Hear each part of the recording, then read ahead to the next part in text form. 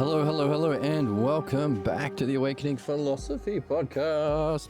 My name is Jed, and we have been talking about, we've been learning about from this book that bangs so goddamn much. We've been learning about the significance of language. We need a certain language to participate in the activity we are born to do. We've been talking about how there are different languages that apply to different levels of reality and apply to different cognitive functions.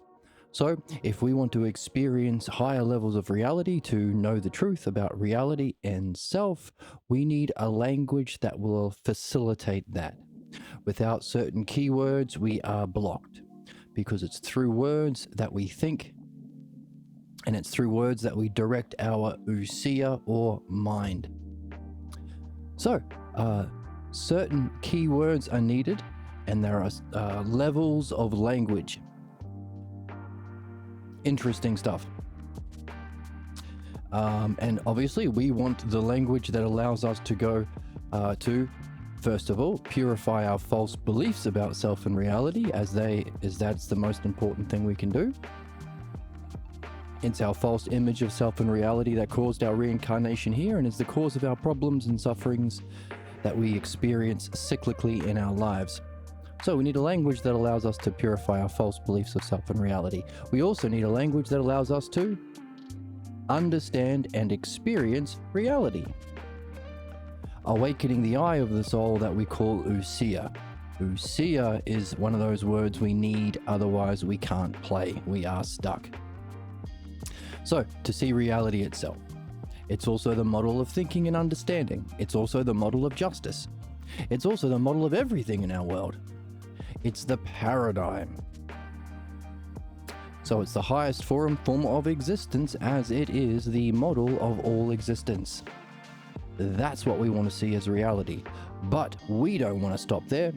We want to go through that brilliant light of pure being to know the self, its cause.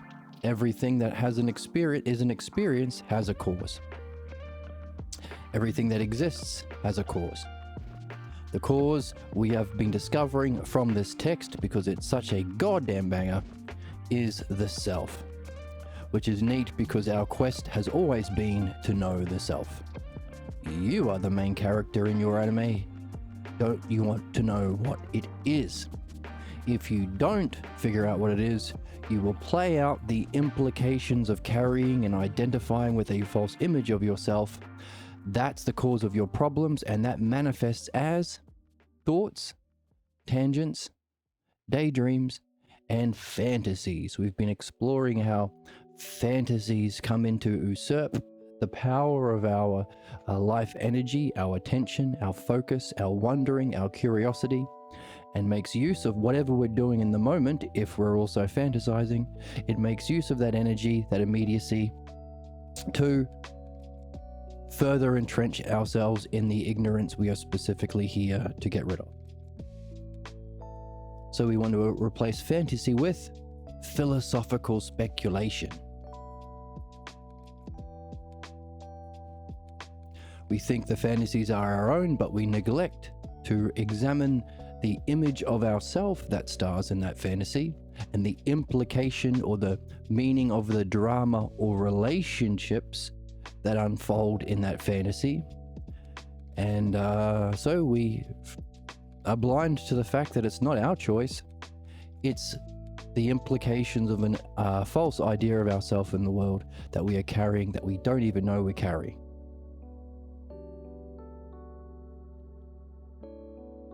Now, that process of going from literal to meaning, to unpack the meaning of our fantasies, our tangents, our daydreams, our blocks, that's what we read last time. Because there was a dude named Dionysius who seemed to be a professor or student at Plato's Academy of Philosophy, and saw Emperor Justinian on the horizon about to shut down the academy, and snuck in the language human beings need for their learning and development remember we need the language, snuck that language into the Bible by claiming to be present at the crucifixion of Jesus and claiming to be a companion of Paul. So, for people who are raised Christian and they don't want to abandon their religion, there is a way to philosophy. There's a way to learning how to remove your problems and understand the nature of self and reality in your very tradition. So long as you ignore Paul and listen to Mark and Dionysius. Dionysius the Areopagite. So that's significant. And what Dionysius, as we read last time, taught us is there's a way of interpreting the beliefs and the language of Christianity to align it with actual understanding. And in doing so, he created a symbolic theology. So we have already learned from earlier in the text that theology is a mythology of metaphysics. So the use of understanding to understand the nature of mind, which is the paradigm, so it's also the nature of reality and the model of reality and the model of all intelligent systems, so the model of justice, the model of music, the model of anything that's understandable within a hierarchical system. It's the paradigm. Excuse me.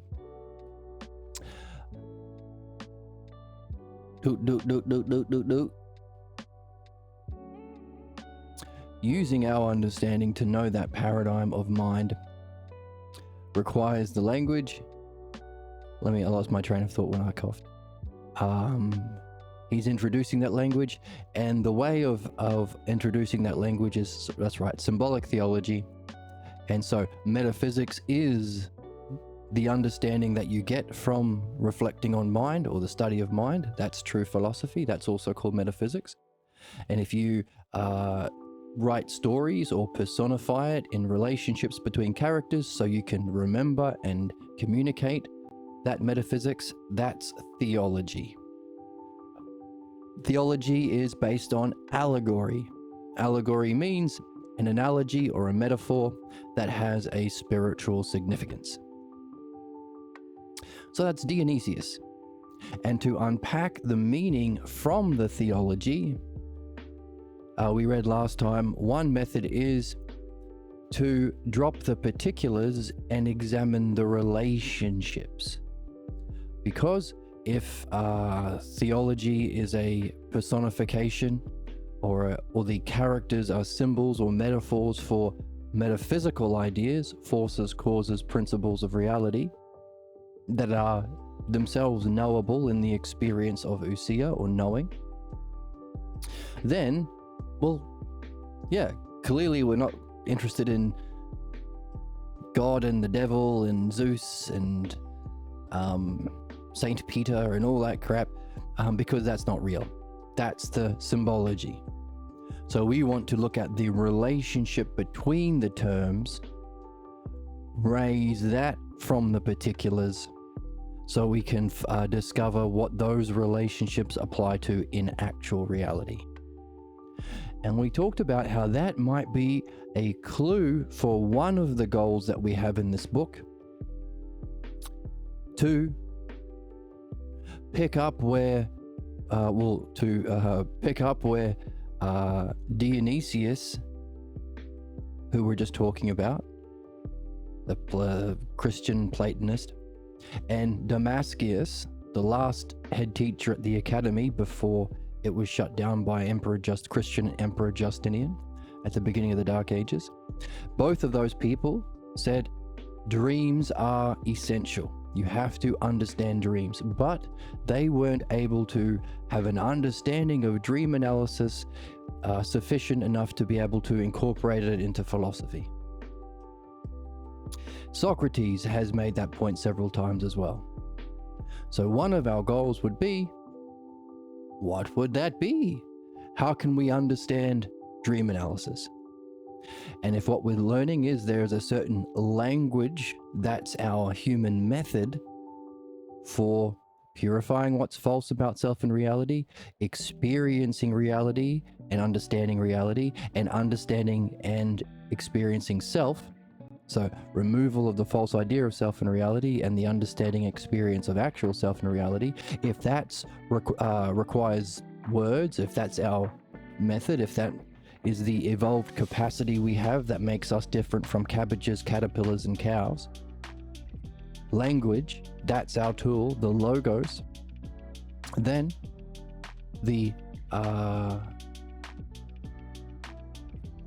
we have to build a map of the necessary words we use, but also use it within a structure to reach those goals. That structure is called the dialectic. The dialectic uses the key terms, the self-er terms. We call them self-ers because they have a self-existence. The nouns. One of the key words we need is the word the, because if you only have the word that or a beautiful thing, a just thing, a belief or opinion, and you don't have the word the beautiful, the just, you can't do metaphysics. You need the word the in your language. There are certain languages that don't have the word the, and so famously they're blocked from development. Hebrew, Russian. Doesn't matter, you can add it in. We added in the word croissant, now we can have lovely tasty croissants. If you don't have the word, you can't think it.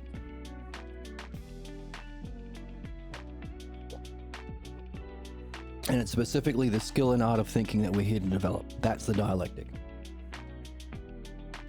So, the dialectic used to surface and remove the causes of our problems is philosophical midwifery.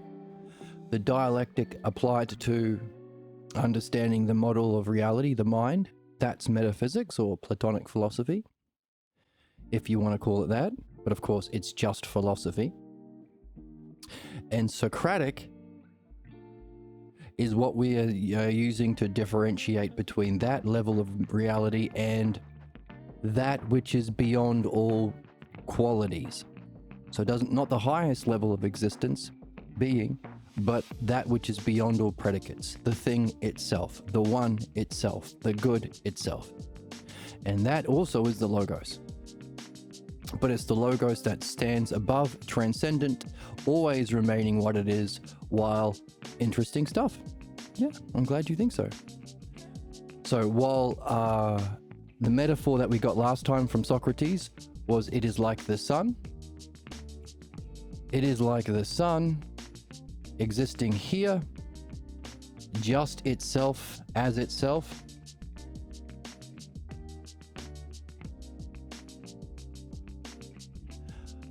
There's the sun. It has sun rays. So the experience of the logos as a oneness, that's the object of knowing. That's ousia. We also want to understand it, so it's the development of our understanding, our use of language and self-reflection that allows us to understand and experience that. Those two together is called wisdom. Socrates has been talking about the stream of wisdom, using the metaphor of jumping into a stream, because if you separate your soul from the body and awaken that sixth sense, call M. Night Shyamalan, it's the sixth sense.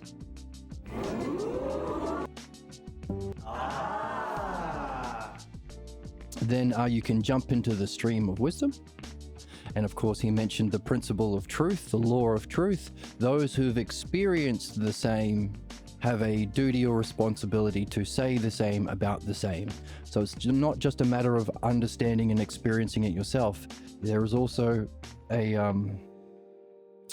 principle that you have a duty to talk about it. So another reason to learn the language. If we learn a common language, as we're doing here in this text, we have the ability to talk, say the same about the same. And so the idea of the bodhisattva. Bodhisattva, of course, is somebody who's experienced the nature of reality and uses that to help others. Yes, bodhisattva. In philosophy, we would call it the dialectician. The greater you develop your understanding, the dialectic, the use of the logos. By the way, there are 4 categories in the dialectic: for if the idea is, and you just repeat it if it isn't. So if beauty exists, you can talk about it in this way. That's the dialectic. It's also the structure of, well, it's meditation. It's the spiritual method. All other meditations take a little piece of it. Maybe they take the focused attention. Maybe they focus on something in reality, something that is able to be experienced. But only philosophy is complete because only philosophy contains understanding and language, the logos as well. So we will say the dialectician instead of the bodhisattva, because dialectic is what you use to reflect upon the model of understanding, to develop your own understanding. The closer you are to the model, the greater the excellence you get of that thing. Be it you reflecting on Tony Hawk as a skateboarder, or your understanding reflecting on the model of understanding, ousia, or mind. So you can also use that understanding or dialectic to help people overcome their false beliefs. The nature of human problems is that we carry a false belief about reality and a false image of the self. So the dialectic applied to helping people uncover the root cause of their repeating cycles of problems, failures, tangents, fantasies as well. That's philosophical midwifery, and that uses the dialectic. But also, we don't want to just experience the brilliant light of being.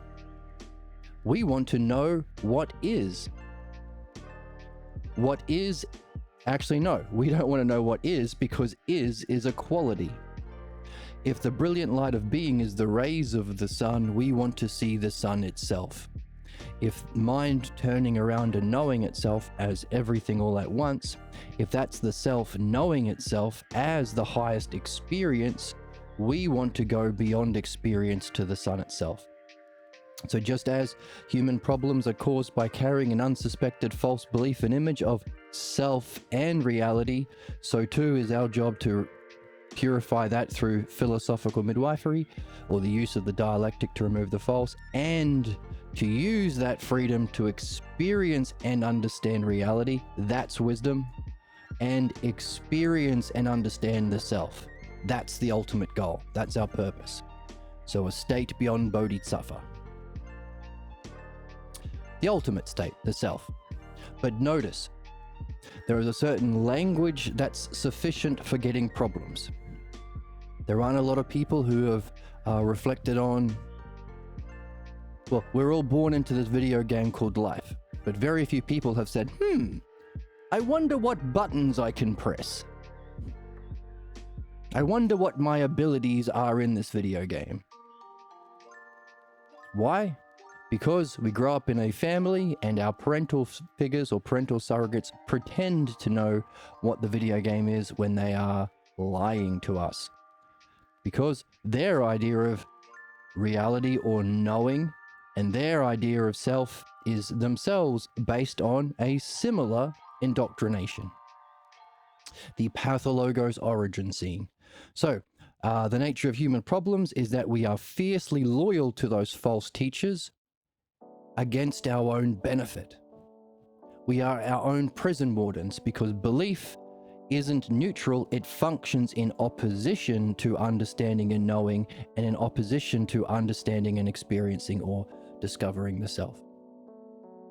So yes, we want to know ourselves, but how? That's what we've been exploring. Our how is, well, what are our most evolved capacities we have? We have that makes us different from cabbages, caterpillars, and cows.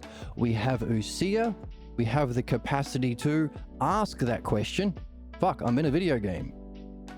What does the A button do? What does the B button do? In other words, we have the capacity to reflect on what we have, understanding, and ask the question, what is it? What's understanding? And how do we use understanding properly? If we does it require a certain language So those are the two things we have that makes us different from cabbages and caterpillars. We have the capacity to reflect on our own highest nature, understanding, and we have the capacity to do so with language. So what's the language we need to participate in understanding? For example, if reality is to experience the nouns, the beautiful itself, the just itself, and in our physical world of becoming that we experience with our senses, we only experience examples or adjectives, a beautiful puppy, a beautiful streamer.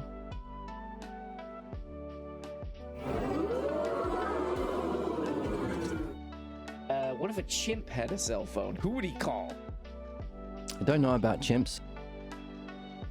So if we only have the word a, we will only be stuck in the world of shapes and colors. So motivated by shapes and colors is a meme used nowadays to talk about stupid people. Belief-based, and that's another way of saying belief-based people. So conservatives, right-wings, fascists.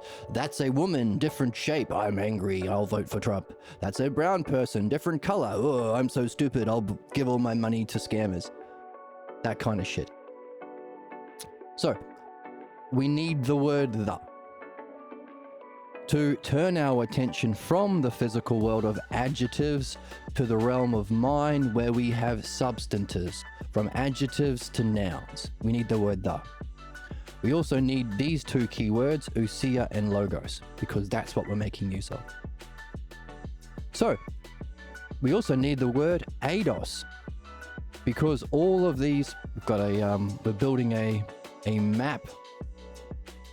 All of these terms that you experience in mind itself, whole and part, these are the building blocks for understanding. That's how we play the game well. Belief is how to play the game poorly, how to be unjust, or how to cause your problems. But understanding requires to look at, when you want to understand a bike, you have to talk about the bike as a whole, but also talk about its parts. You'd want to talk about how the bike is the same as other modes of transport, but different in that it's a pedal-based mode of transport. How it's like a scooter, but it's unlike a scooter because it doesn't have an engine, etc., etc. These are the building blocks, but notice, you never ever see those things in the physical world. You never walk down the street and say, hello, Mr. Hole, and Hole smiles at you and says, top of the morning, because it's not a physical thing. These are adjectives that your mind infers from the physical world. In other words, these things exist in mind. Also, everything that you've ever experienced is a whole and part, same and different, like and unlike. Everything you've ever perceived. So these are the building blocks of reality. This is the paradigm. The structure they're expressed in reflects the dialectic. So you could use the dialectic, well, that's what we use in understanding. You want to talk about the bike, you start talking about itself in relation to itself. Talk about the bike itself, definition. But then talk about how the bike that you've just defined functions self to other. How does it function, or demonstration? The bike you use to go to the shop to get meat pies for lunch. And then as a result of you being able to function with the bike, what other things? Other to others, division. You could do sweet wheelies, you can join a BMX team, you can do a nollie flip and impress your crush. And after functioning with the bike in that way, how do you then relate back to the bike? Or how do others relate back to the bike? Other back to self. Take care of the bike, grease the chain, put a bike lock on it. So, that's the structure of the dialectic that makes use of these ideas. And so our method, or the how, is through that. Through the use of understanding or language. That's our tool. So, we've been talking about certain keywords, got them on the board, bunch of them. Whole, part, same, different. these are the duads that we can put in a Venn diagram. Whole and part are two different things, so they're not an overlapping circle, otherwise it would be the same thing. Whole and part, and they overlap because there is some parts that can fit together in wholes, but there are some parts that don't fit as a whole, and of course at the top there's some whole that doesn't even have parts. That's confusing because everything that we've experienced is a whole of parts.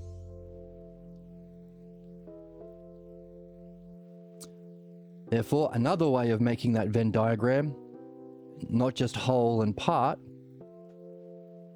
is by saying self and other. Self and other. Or the thing itself and any quality. Existence. So if you've ever experienced something, then it has been in existence.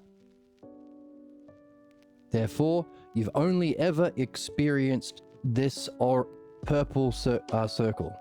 If you've experienced the metaphysical dimension of being or turned your mind upon itself to separate from the physical world, then you've experienced this overlap, the whole of parts, eternity, or you could have the top circle out of time and the bottom circle in time. So all out of time, everything that happens in time, the paradigm.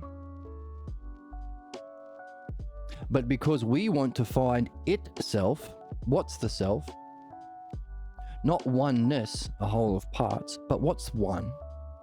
What's the one self? What's the good self? If everything that we experience is down here, then not only is there a language that allows you to get your beliefs and problems, there's a language that allows you to do metaphysics or spirituality. But there's also a different kind of language that applies to the thing itself that's different from everything you've ever experienced or everything in existence. Because that would be the purple circle, and we want the part of the yellow on the Venn diagram that's not purple. So we want a perfect or ultimate language. And we make use of that ultimate or perfect language through our speculation, which is also meditation, which can be the dialectic. Or in other words, in whatever you do, can you make use of your curiosity or state of mind to have a question about the self? And can you use your language or words to, in that wondering and reflection and conversation about the self? That's the highest kind of meditation. That's the highest kind of human activity that we can do in time.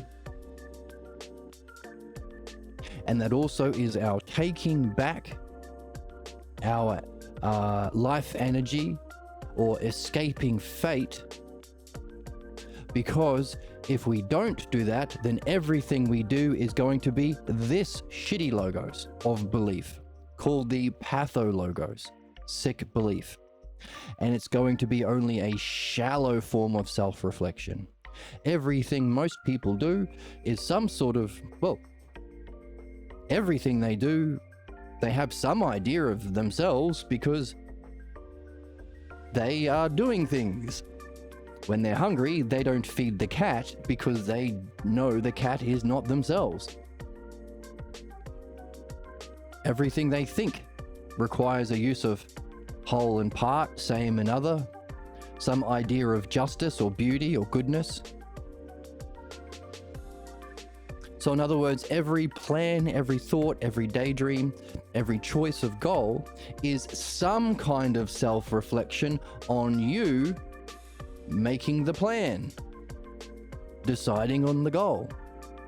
So everything that we do, we are, whether we like it or not, doing a fake or pseudo dialectic or a pseudo fantasization on our self,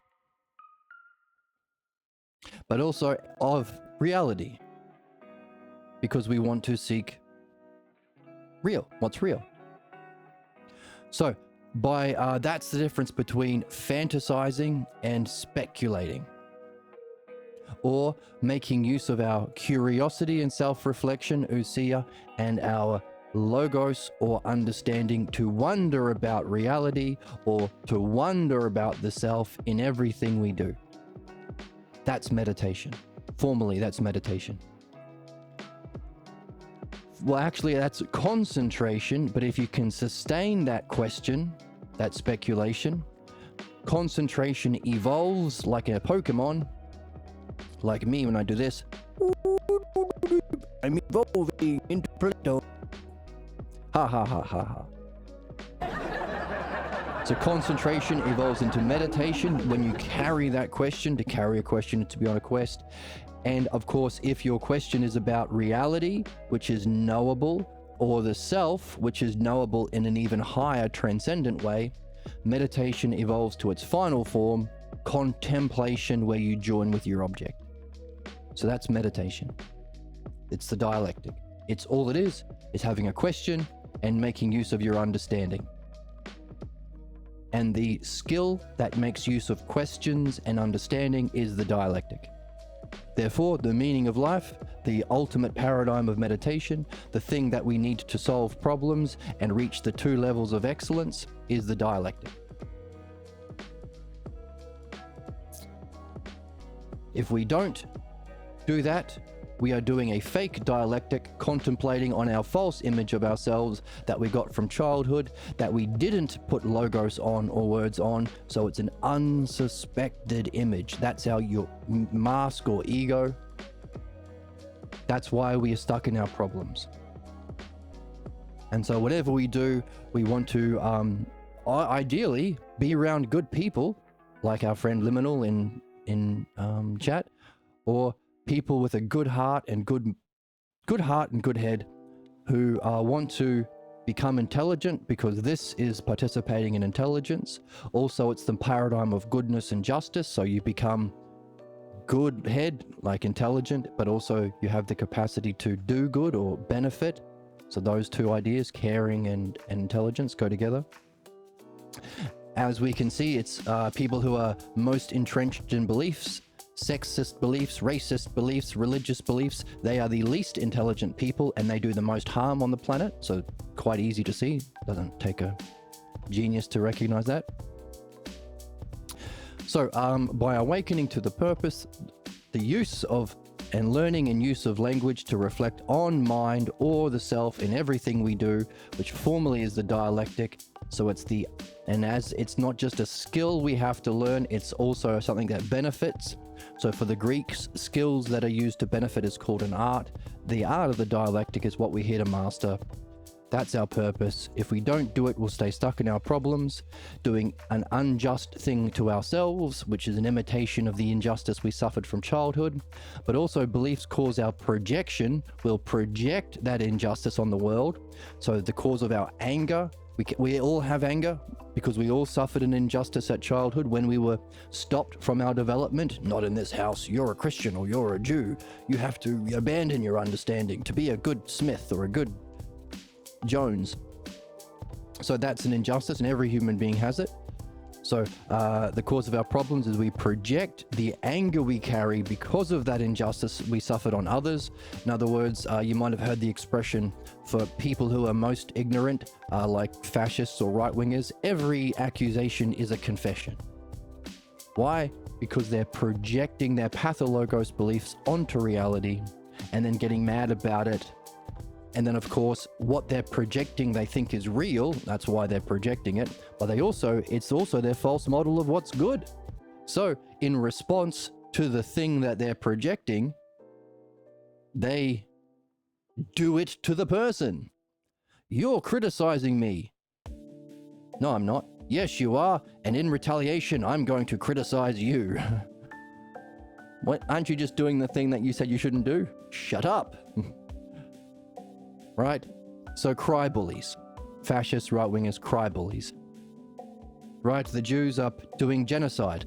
Oh, look at the Palestinian children. They make me sad because they don't respect our right to live. So we are going to not respect their right to live. projecting their own problems onto others, and then responding in like kind, doing unto others the same injustice that was done unto us. Therefore, for any good person who's recognized this, they have a moral and ethical responsibility to learn the dialectic and do their best to apply it to surface their own cause of that projection or interpretation, which is the cause of their own injustice and unfairness to others and themselves. So it's the moral and ethical responsibility of all human beings to learn the dialectic. But of course, what we're learning is it's not just philosophical midwifery. You also have to learn how to apply the dialectic to dream analysis as well, because there are certain important bits of information that your dreams provide that are necessary for you completing that task to become a bodhisattva, to be free of your problems. So the moral and ethical responsibility of all human beings is to learn the dialectic, apply it to their false beliefs, which is called philosophical midwifery. Also apply the dialectic to dreams, that's dream analysis. And also apply the dialectic to the reading of the texts that we read, so that we can learn the language needed to reach the actual reality and actual self. But also we saw in the text, we've also got a duty to share it. So there's 4 uses of the dialectic, which is interesting because there are 4 categories of the dialectic. Oh, sorry, I'm a bit behind in chat. Would you say the end game of all of this is a non-dual state? Yes. Yes. Yes. So this Venn diagram that applies to all of these terms, whole and part. Everything that exists is a whole and part. Same and different, same Venn diagram. Rest and motion, out of time, in time. And of course, in that Venn diagram, you have so all of these are things that we use for understanding or to bring things into a oneness. We also seek, so that's our head that wants to understand. We also have a belly that wants our goodness. So another force of the soul or aspect of our soul is we seek our benefit. So we could have a list of words that refer to goodness. And they're not pairs. It's just justice. It's beauty, goodness, benefit, excellence, reality, truth. But in that Venn diagram, we see actually if we have whole and part or self and other, dual, we end up with 3 sections: the lesser, the greater, and the ultimate. So while we have a head that seeks understanding, a belly that desires our goodness, we also have a heart that motivates our outward movement in the world. So you eat a sandwich, that's your desire for goodness. You reason, you need to understand how to get the sandwich, but then you have to go out and do it, and you want a real sandwich. You don't want to eat a fake sandwich. So the third, so we've got a oneness for understanding, goodness for our desire, and truth. Truth is a triad: lesser, greater, and ultimate.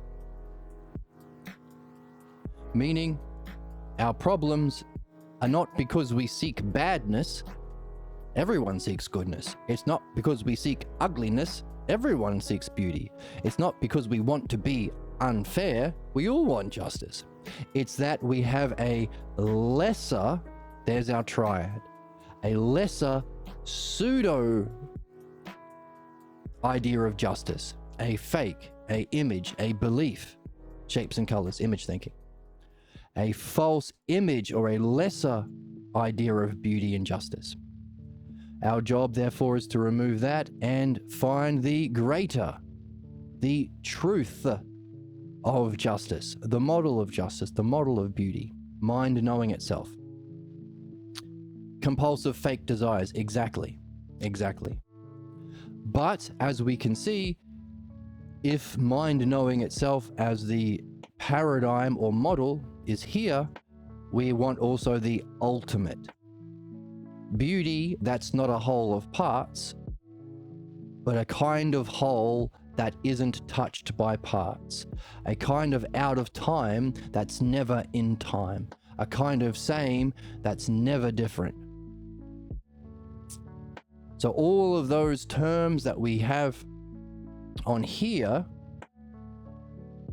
everything in experience has been a combination of these two, but for the ultimate, we want just that. So it's going to be unique. In other words, the self can't be an experience. It can't have existence. It's the cause of existence. It can't be an experience. It's what's having experience. That's what we're after.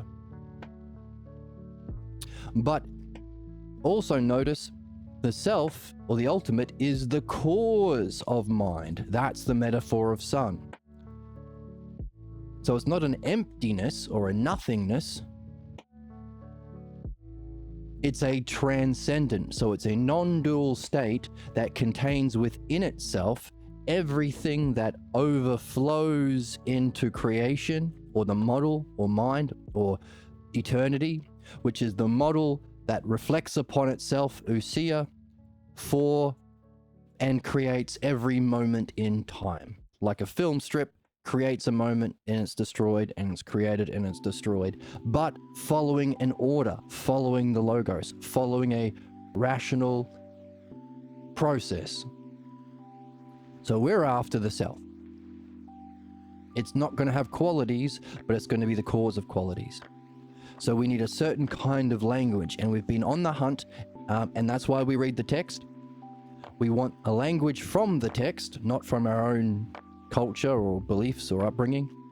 And so 2 words that we've got is beyond. So it's beyond. Transcendent is another word. So beyond and transcending.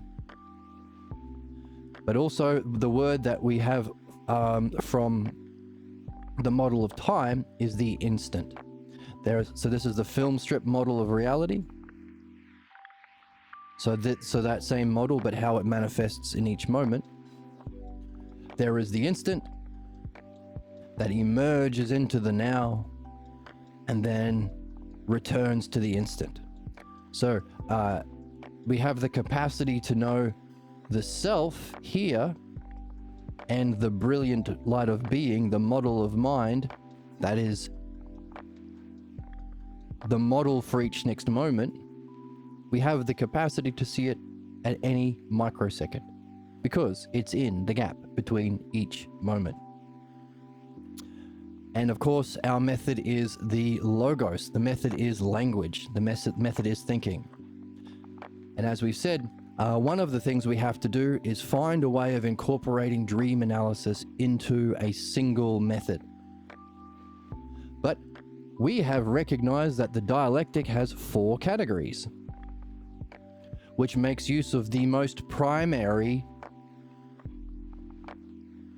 idea. Before you look at whole and part and same and different and like and unlike, the first thing you think is self. That's not me, that's other than me. I'm not going to give a sandwich to my stuffy if I'm hungry. If I pinch my stuffy, I don't hurt. Self and other. So we make use of self and other, arrange it in the 4 possible ways, giving us a model of understanding. But we've also said, hang on a second, we need to recognize there's more than one activity. There's the act of purifying our false beliefs. That's a different use of understanding than using your understanding to know the model or the paradigm of understanding. But we've also said we need to incorporate dreams. You can't do either of those 2 different activities. You can't do properly without guidance from your dream maker. But also we said there is a principle that those who have experienced the same, those who've gone through midwifery, those who have experienced reality or the self, need to talk about it. Put words on it, share it, speak up, Share your voice, whatever level you're on. Even if you've only seen one of these episodes of the most awesomest stream on Twitch, that's one more than most people. So it's enough to talk about. So if we take the model of the dialectic and apply the dialectic to 4 stages, we can end up with the dialectic used to define the truth, which is why we have to be reading a text written by Socrates or Dr. Pierre Grimes, people who have gone through this process themselves. That's philosophy. The highest use of that dialectic is to purify yourself from your false images of self and reality, which is the cause of your problems in each moment, but also the cause of your reincarnations. Our friend talked about the Bodhisattva, someone who can escape the cycle of reincarnation, has the capacity to, but decides to help. The escaping of the prison of reincarnation into this physical world with all of its injustices is spending your life removing your false identification with self and reality, removing your mask. The guy that stars in your daydreams and fantasies and night dreams. It's not you. So the highest use is to remove what's false. That's philosophical midwifery. And as we said, division, so definition, demonstration, division. The highest demonstration is midwifery. The definition we get from the text, that's philosophy. But division, you can't do either of those two things without the dialectic applied to dream analysis. And finally, once you've gone through, or as you're going through all those things, you also have to be doing your best to share it. So they're all happening simultaneously. You can't be doing one without the other. So the idea of sharing it is mythology.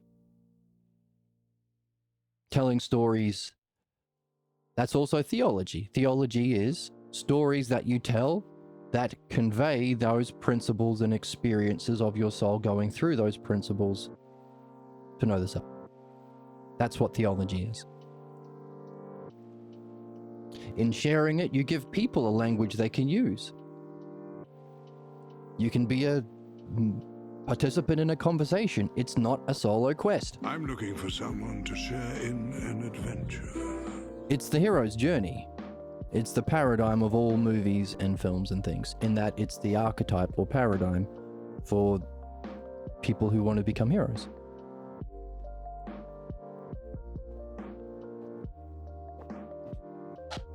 So,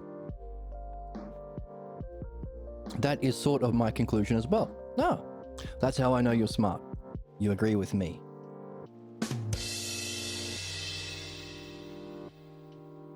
We have fun here.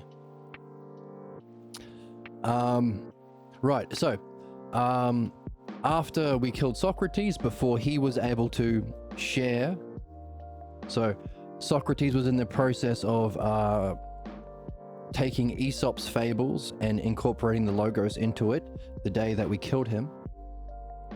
So after Socrates died, we lost dream analysis, we lost midwifery, but thankfully in the last 50 years we've got it back. Well, we got philosophical midwifery back, but in this book we've seen that Socrates, the last talked about dream analysis, but again he didn't share it because we killed him. But after him came Damascius, one of the head teachers at the academy started by Socrates' student Plato.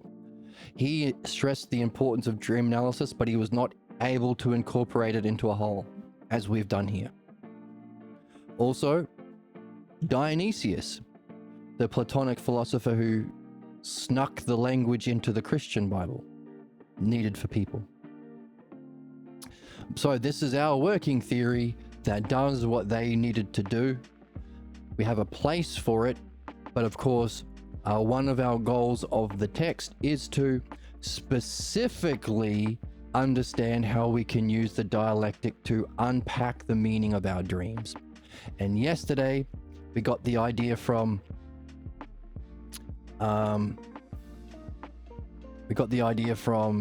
Dionysius that one method is the method of symbolic theology, of course, the way that he's interpreted Christian beliefs to show the actual logos that we need, was so that people, as if by magic, the text prepares the soul for the journey along the road that all who know have taken. So we need the language. Language is our method, as if by magic. But by Dionysius smuggling it into the Bible by claiming to be there when Jesus died, etc., Christians can, or any religious person, I suppose, that involves the Bible, can participate in true philosophy without demanding an abandonment of any loyalty to the Bible. You can get started you don't have to denounce Christianity, you can get into it because it's in Dionysius. But also he pointed out that if you don't do this process, then, oops, get rid of these guys off the screen, then you'll see that in the way that humans describe man based on their beliefs, it's a projection of the absurd and audacious descriptions of man's folly. So in other words, if you're not doing, well, all four of these things, you are stuck in your problems. And as we said, problems manifest as projection, or another word is interpretation. We are learning to read without interpretation. Interpretation means to project what isn't in the text, or be blind to or leave out what is there. So, the nature of human problems is, of course, belief, which is in opposition to our own goodness. So, fiercely loyal to our false teachers, and we're our own prison wardens. Individually, our false beliefs about self and reality, and collectively, the only two professions that I'm aware of that do not demand an understanding. You can't fly a plane without demonstrating an understanding of how to do it. You can't do surgery without understanding. You can't be an architect. You can't build a computer. But you can be a fucking priest, and you can be a politician.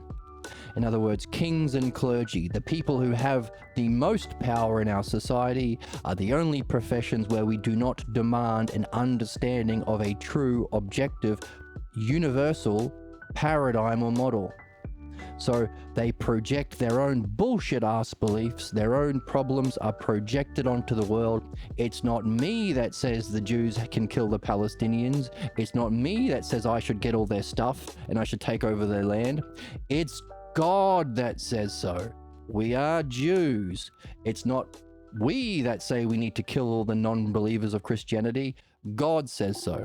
In fact, we've seen in the text earlier, this is common to Abrahamic religions. Abraham is the root analogy behind Judaism, Islam, and Christianity, the big three. And the root analogy is, as Abraham was told to murder human beings by God, so too you have to murder who we fucking tell you to, because that's what it means to be a religious person. You must kill who God says you must kill, as Abraham was instructed, and we are Abrahamics. We are children of Abraham. So, as Dionysius makes clear in the Bible, that all of the descriptions of God are fucked. They're all stupid.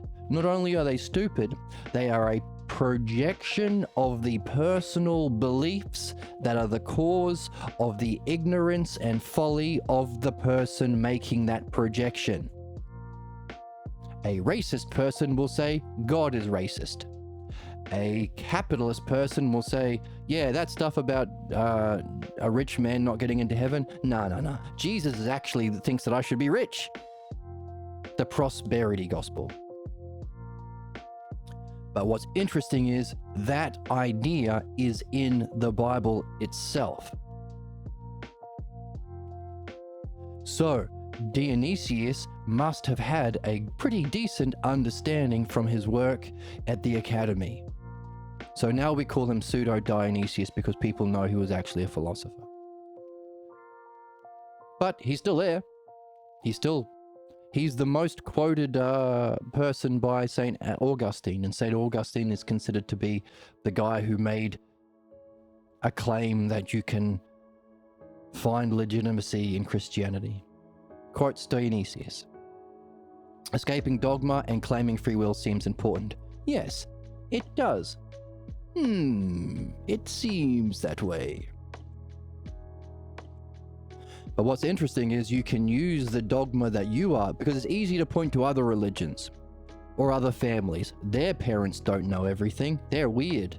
The parents next door don't. They're odd. The parents across the street, they're alcoholics. And all weird parents in weird countries, they're not right. But my dad knew everything.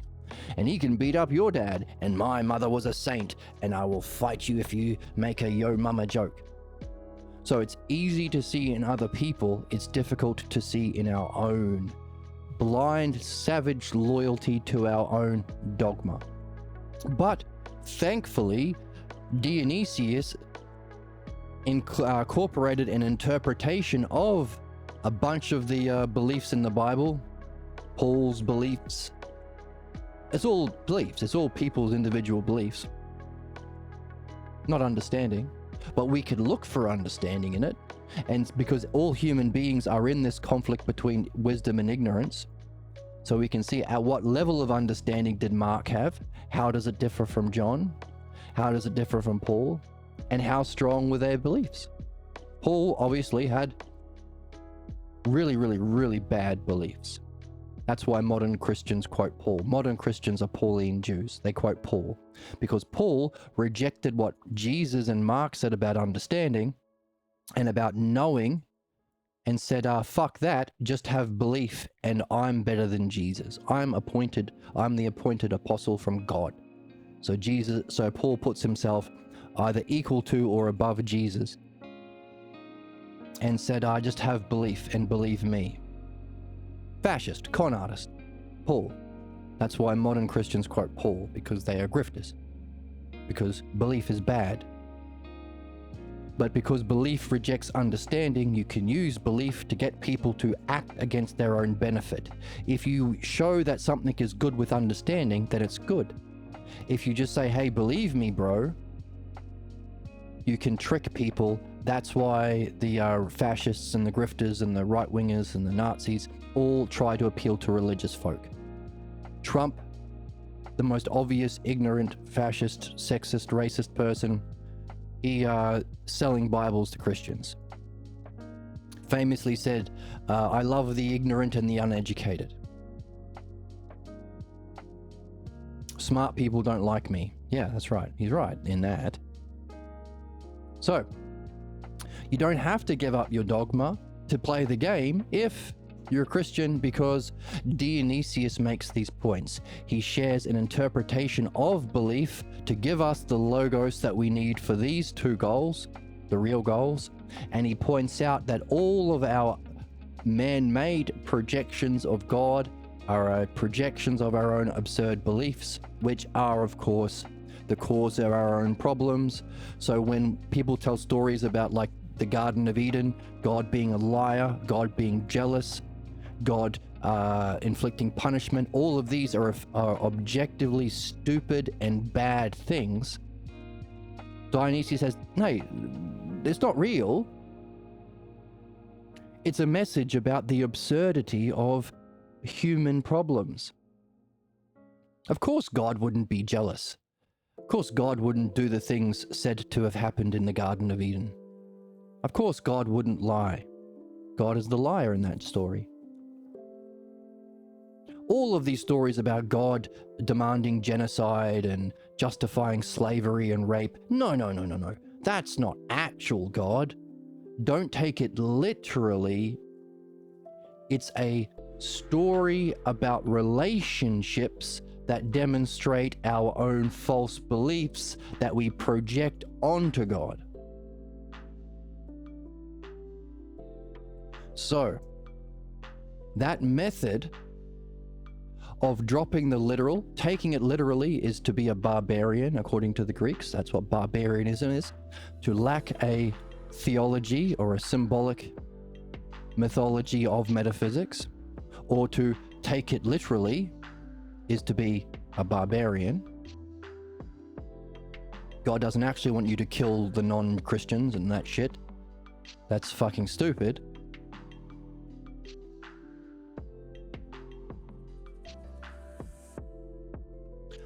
But drop the literal and explore the relationships. That's the idea of analogy.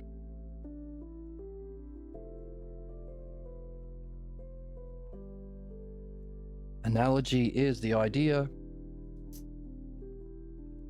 that terms can vary,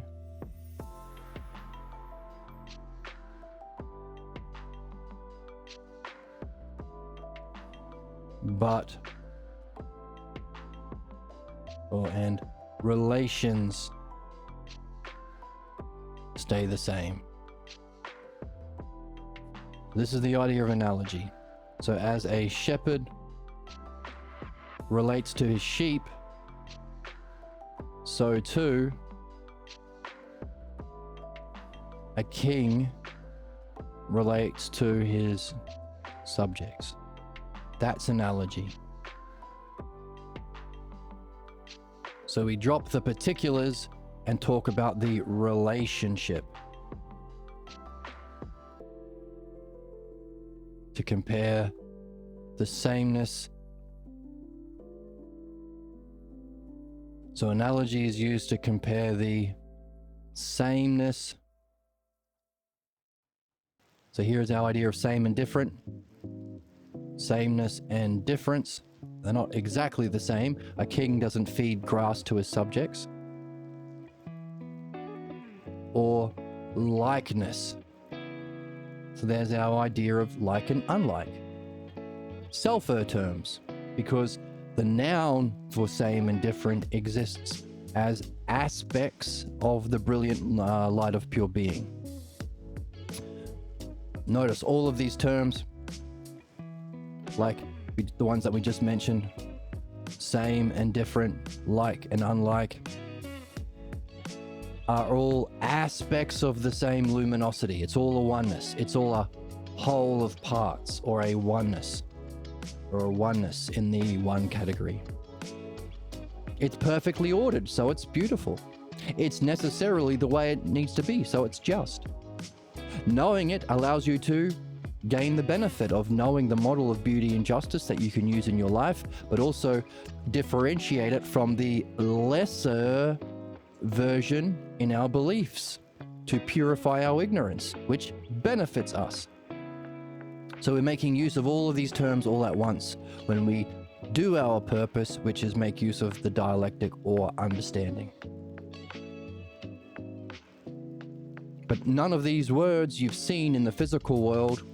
These are all inferences, or that you infer with your mind or use as adjectives on the physical world, but they're all aspects of divine luminosity.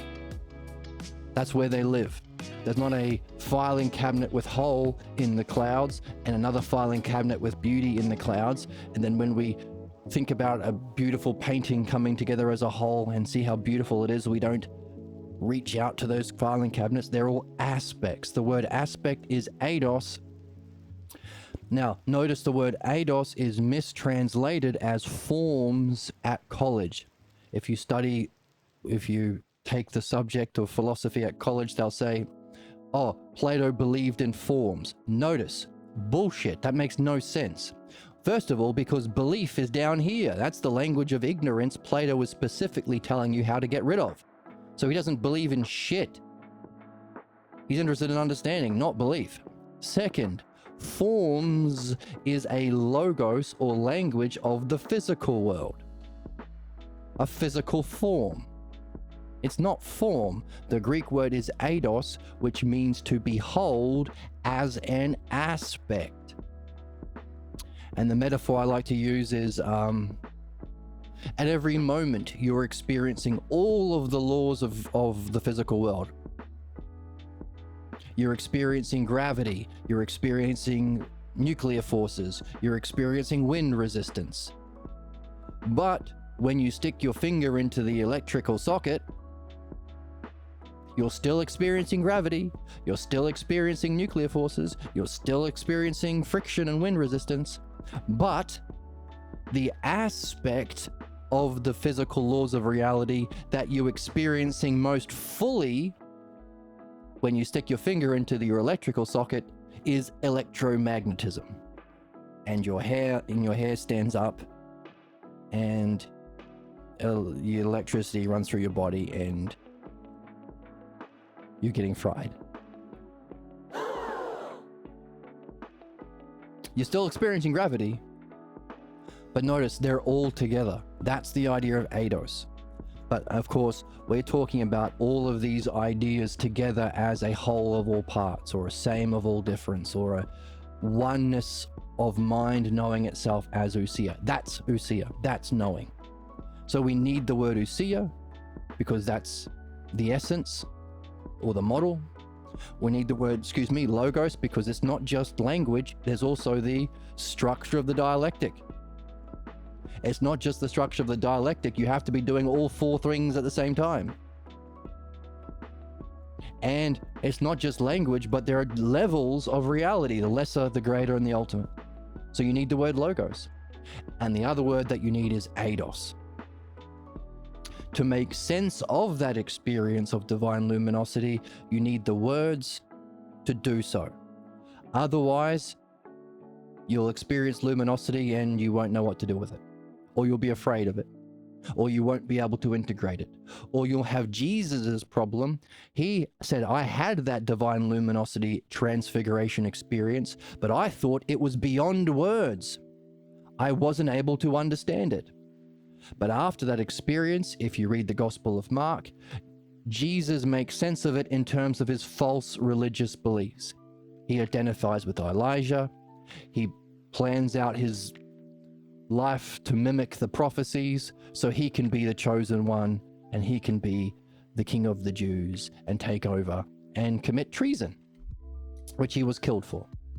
Now, in a Greek tragedy, upon his crucifixion, the tragic hero will reflect and realize, oh my goodness, all of my disasters was my own doing because of my false beliefs that caused my false way of being based on a false image of myself. That's the tragic realization that the tragic hero has when it's too late.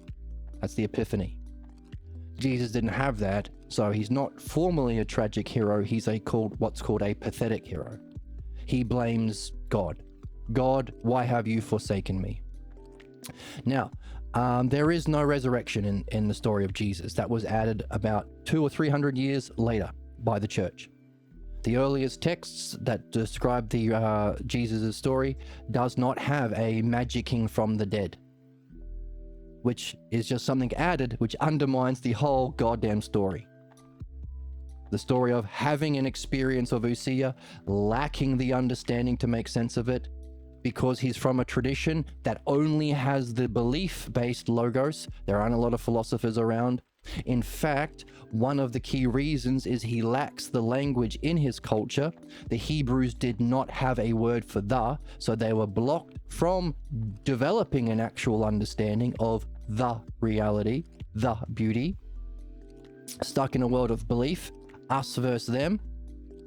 You have your opinion, I have my opinion, and there's no way of proving what's true, so let's just kill each other and just everyone have their own gods and bullshit. So, a warning tale, the story of Jesus is actually a warning tale about what happens if you have this experience without the necessary logos. You will make sense of it with the logos you do have, which will reflect the physical world and your own beliefs, which will cause your tragic folly and your disaster, what's called fate, tragic end. Now, without the language of this that we are learning by reading this text, you won't even be able to realize it.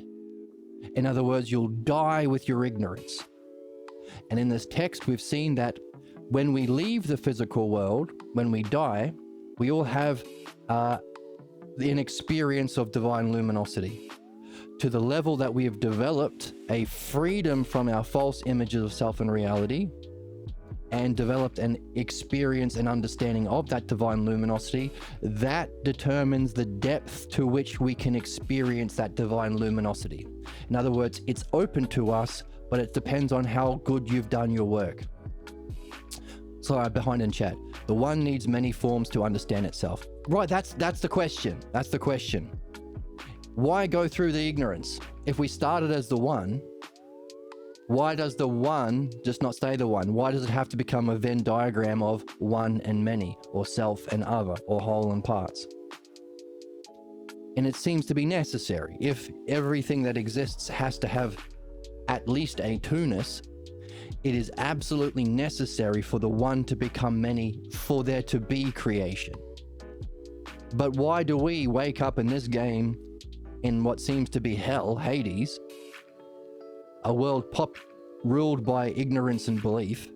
All of our leaders are political or religious, meaning they're all the most ignorant and harmful people, and they're actively seeking the destruction of their own fucking race.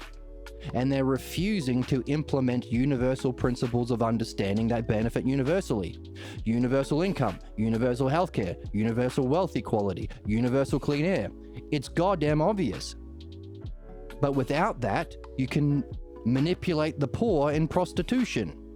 You can manipulate the people without money, or the enslaved people, or the imprisoned people, to profit from them, enslave them. So in other words, why did we, if we were the self, why did we go through this process of evolving through multiple reincarnations to develop false beliefs of, which resulted in false beliefs of the self? Or rather, our reincarnations might be the implications of not having done our work. So yeah, did the one become many to understand itself? That's a good question. Keep the question. Hold on to it. Never let it go. And the more we read the text, we will get ifs or hypotheses. If you can use the text we read to make your own dialectical hypotheses to answer your question, you don't have to pick teams. So you can develop a sack in your inventory. Like, you're the main character. In your inventory, you've got a sack of hypotheses that are likely answers to that question. And you've also got a question sack. Carry more questions. You might even answer a part of that question. You could polish your question. You can improve your question like a sword in your inventory. You might level it up. Add plus 10 fire resistance to it or something. Polish up your question. That's the game. Because it's that question and hypotheses that make use of Usia and Logos. That's what we have at our disposal. If we don't, we got shallow Usia and patho-Logos of our problems. So that's a good question. But notice, they're hypotheses. Why? Because you carry them until you've been carrying these questions and developing your hypotheses or your dialectic or understanding enough that you actually experience it. And then in the afterglow of the experience, you can use your understanding to reflect on the experience the way Jesus wasn't able to do, because he lacked this method, and he lacked a good enough logos, and he lacked these texts that give him the words, and he lacked certain keywords like the word "the." But we can, after the experience, reflect on the experience, and you can see, oh, you know what? Some of these hypotheses didn't pan out. Some of them I'm going to keep holding on to. Or maybe I can add to some of these hypotheses. It's a win-win. It's an evolving thing. Win-win-win-win-win. It's a win-win-win-win-win. So notice, belief doesn't do that. Belief says, oh no, I know all the answers. I knew all the answers when I was 3 years old, when my dad said Jesus is whatever. So there's no growth, no learning, no hypotheses. So no questioning in your state of mind. They replace it with certainty. Dunning-Kruger. The most certain people are the most ignorant. We want to change that for questions. Why does this dot keep appearing here? And notice no developing hypotheses, no learning. This is learning. Learning to use your understanding is the learning we are here to do. And it's the only thing we can take with us. The learning and nurturing your soul of the dialectic. They don't do that. That's why you can't talk to a religious person. Or as the Oracle says, The problem is that you can't reason someone out of a position that they didn't reason themselves into. they didn't reason themselves into their beliefs, so they... In fact, that's the nature of a false belief, a pathologos belief. They never put any words on it. So you can only reason so far, and then they get mad, and they just start throwing things at you and claiming your soul is going to go to hell. Or cover their face, call themselves ice, and start lynching you. Or start blowing you up with their bombs and their guns. Because they haven't learned how to understand. They haven't made use of their minds. They're still savages, cavemen. Because in mythology, it's called the family curse. My family is the chosen family. We are the Jews. We're chosen by God. We are the Catholics. We are chosen by God. We are the Smiths. We are the Anglican Protestants. Yes, and my family, that's the family curse. To think your family is chosen, but you're just imitating your own parents when you were 4, and they were doing their parents, and they were imitating their parents all the way back to the cave. So our job as a species is to perfect understanding and create the conditions in society, again, universal principles, universal income, universal freedom from exploitation through capitalism, so we're all free. We don't have to work anymore. We have sufficient technology and resources to meet all human needs with almost zero work now. At most 1 day, if that. So we're all free to develop understanding of reality, understanding of self, which again is also meditation, so it facilitates the experience, allowing you to confirm your hypotheses. But also, in doing that, because human beings are stuck in our problems, as the level of evolution we're at, we will surface every single motherfucking family clan belief as we do what's good, because our problems are problems because they're in opposition to our own goodness and benefit. So, universal healthcare? Someone will say, no, I don't like black people, so we shouldn't have universal healthcare because I like black people to suffer. That will come up. We have to address that. What is the lineage? What are the causes and conditions that teaches a child, a baby, that disgusting ignorance against their own species? And how can we trace that lineage back to its earliest nature? And what's required in the dialectic for a person such as that to go through to purify? In other words, we will develop a clinical textbook of all of the family clan beliefs that have existed in our species. That's our purpose as a species.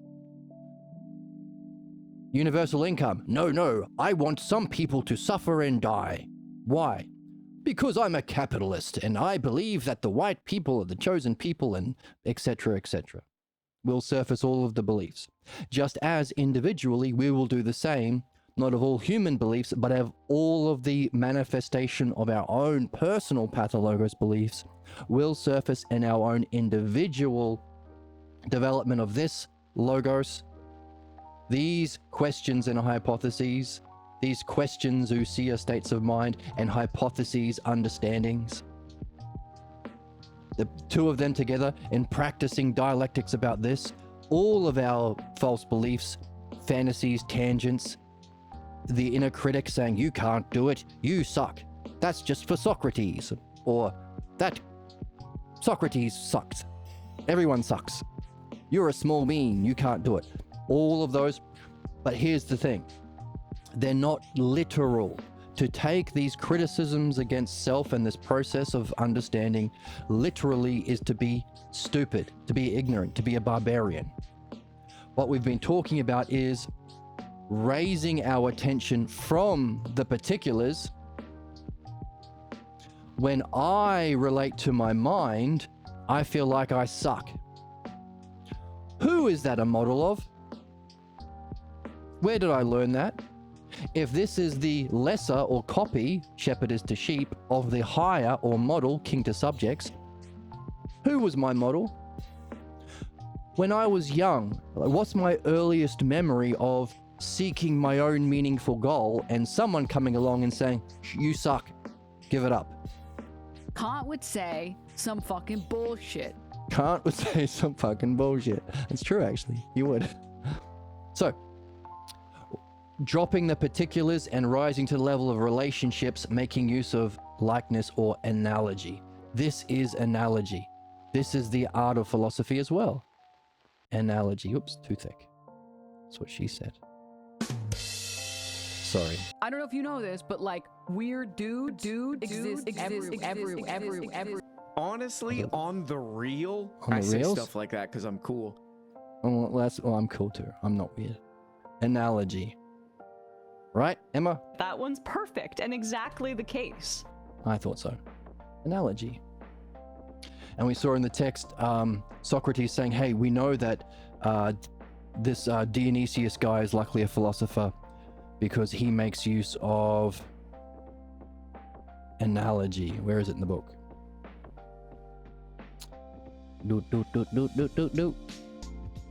I'm behind in the chat. Let me finish this thought and then I'll go back to the chat.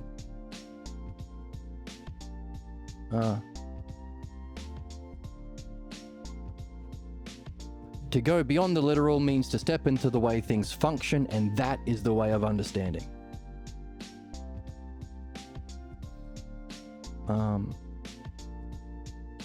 Dionysius showed a rational structure to theology, so he could bring others to see that the Logos can be reflected in his theology. So he has Hellenized the reader. So he snuck into the Bible what we needed. I would say he shows Hellenization is the same as entering into the higher sense of rationality. That's the Logos. That's dianoia, or understanding in the Greek. He uses Platonic thought to convert believers into philosophers. He interprets, which is changing it, Christian images and metaphors philosophically, and in doing so, brings his followers to a higher states of mind. That's the thing. It's not just understanding. It facilitates the state of mind and even the experience. But he did say analogy.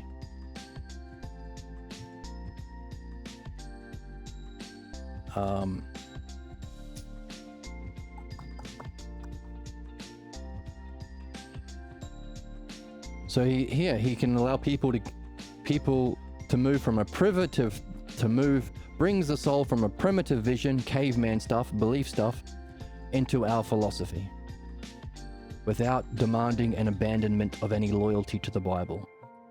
But Dionysius did a lot of good stuff in doing that. But those who fear the awakening of their own mind discard him. I'll catch up in the chat in 1 second. I just want to find this idea of analogy. Oh, here we go. He was a master of metaphors, a key trait of philosophers. He saw behind all a reality that can be expressed as the one, and also the unified, which was ousia. He reflected on ousia. That's mind, knowing itself as ousia, the dynamic of mind knowing itself. So the reality is one, mind as the unified or oneness, or ousia, and the activity that it gives birth to is our cosmos. So there is our 3 levels. The self, mind, and the physical world of becoming. Mind creating the demiurgos, or the creator god. But for it to have creation means it has to have stuff, which means there's a higher cause of that stuff as a one. Cause of oneness. He placed a high value on dreams, but have not seen how to bring them into his system of theology, and that's what we are doing. So therefore, a question in the text is, hey, he didn't answer this question, meaning you, reader, you answer the question. And that's what we have been doing here. We have been seeing how we can bring it into, let me have a look at this one more time.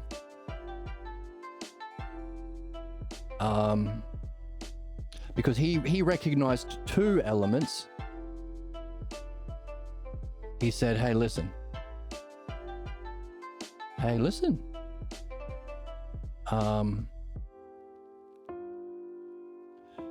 We have to, A, train the mind to reflect on the highest and complete knowledge. That's the way of illuminating human life. But also, we have to find a way of helping mankind from falling into their folly and sin. So, the union of the two can be brought together.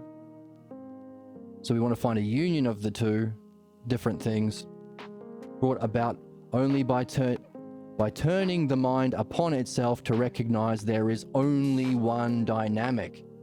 So, that's what we have been doing. So there's the puzzle, and we've been recognizing, hang on a second, the one dynamic of purifying the cause of our, what Jesus would call sin, or we would call folly or ignorance, is the same dialectic structure of understanding that we use to turn our mind upon itself, ousia, and know the complete knowledge. So there's our one dynamic. And you will only know this if you play. If you do this, if you turn your mind around and practice the dialectic and have fun with your friends over coffee. I don't have coffee today because I'm still getting over my flu, but I have juice. Have juice and do dialectic. But he wasn't able to incorporate dreams. That's what we've done. We recognize there's one dynamic. Removing the false is the same dialectic, but it's called midwifery. Turning your mind upon itself to know the highest knowledge, that's philosophy. But we want to find how we can use the dialectic in particular to unpack the meaning of dreams. So we are able to bring it into one dynamic because we did a dialectic of the dialectic. It's a win-win-win-win-win. A win-win-win-win-win. So we're going to carry that question. How can we find a specific dialectic to unpack the meaning of dreams? Because also, we've just had this idea of analogy that Dionysius introduces into Christian thought. Don't take these stories about God literally. That's barbarism. Look at the relationships and how it reflects the oneness, and the physical cosmos. But also, we have dreams. So we talked about this use of analogy to not take your inner critic literally, but to look at the relationship between you and your goal and ask, what's that relationship the same as, or what's it like? But also in your dreams. You're not actually being told that you're going to fight a dragon tomorrow, but the relationship, your state of mind as you fight the dragon, how you function in relation to the dragon, we want to look for a connecting relationship in your everyday world. Not to you and a dragon, but to what they represent as metaphors. So for you, a dragon could mean a meaningful goal, or could mean wealth, or could mean loyalty. It's up to you.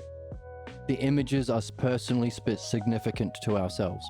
So this is one thing that we can take. The use of analogy or symbolic theology, the real way of understanding metaphor theology. We can say, hey, maybe symbolic theology is one of the ways of making use of the dialectic, the key term, same, different, likeness, analogy for our dreams. 'Cause that's what we have to do. Because we've seen time and time again, that's needed. It's needed. It's necessary. Socrates made that point several times. Damascus and Dionysius made that point, but we're not able to do it, so that's our job to do that. Let me catch up with chat. I'm a bit behind. The most intelligent know nothing, of course. Well, that wouldn't be true. The most intelligent... okay, so that's a misquote of Socrates. Socrates said he was the wisest in all Athens because... Now, if you read Facebook, your grandma will say, Socrates said he knew nothing, and that makes him wise. So I'm as wise as Socrates, because I'm a dumbass. That's a misquote. That's not what he said. The actual quote is, I'm wiser than these jabronis in Athens because I know what knowing is. These idiots running around, priests, kings, judges, military generals, they think they know something that is not an object of knowledge. So I'm wiser because I will not mistake what I do know.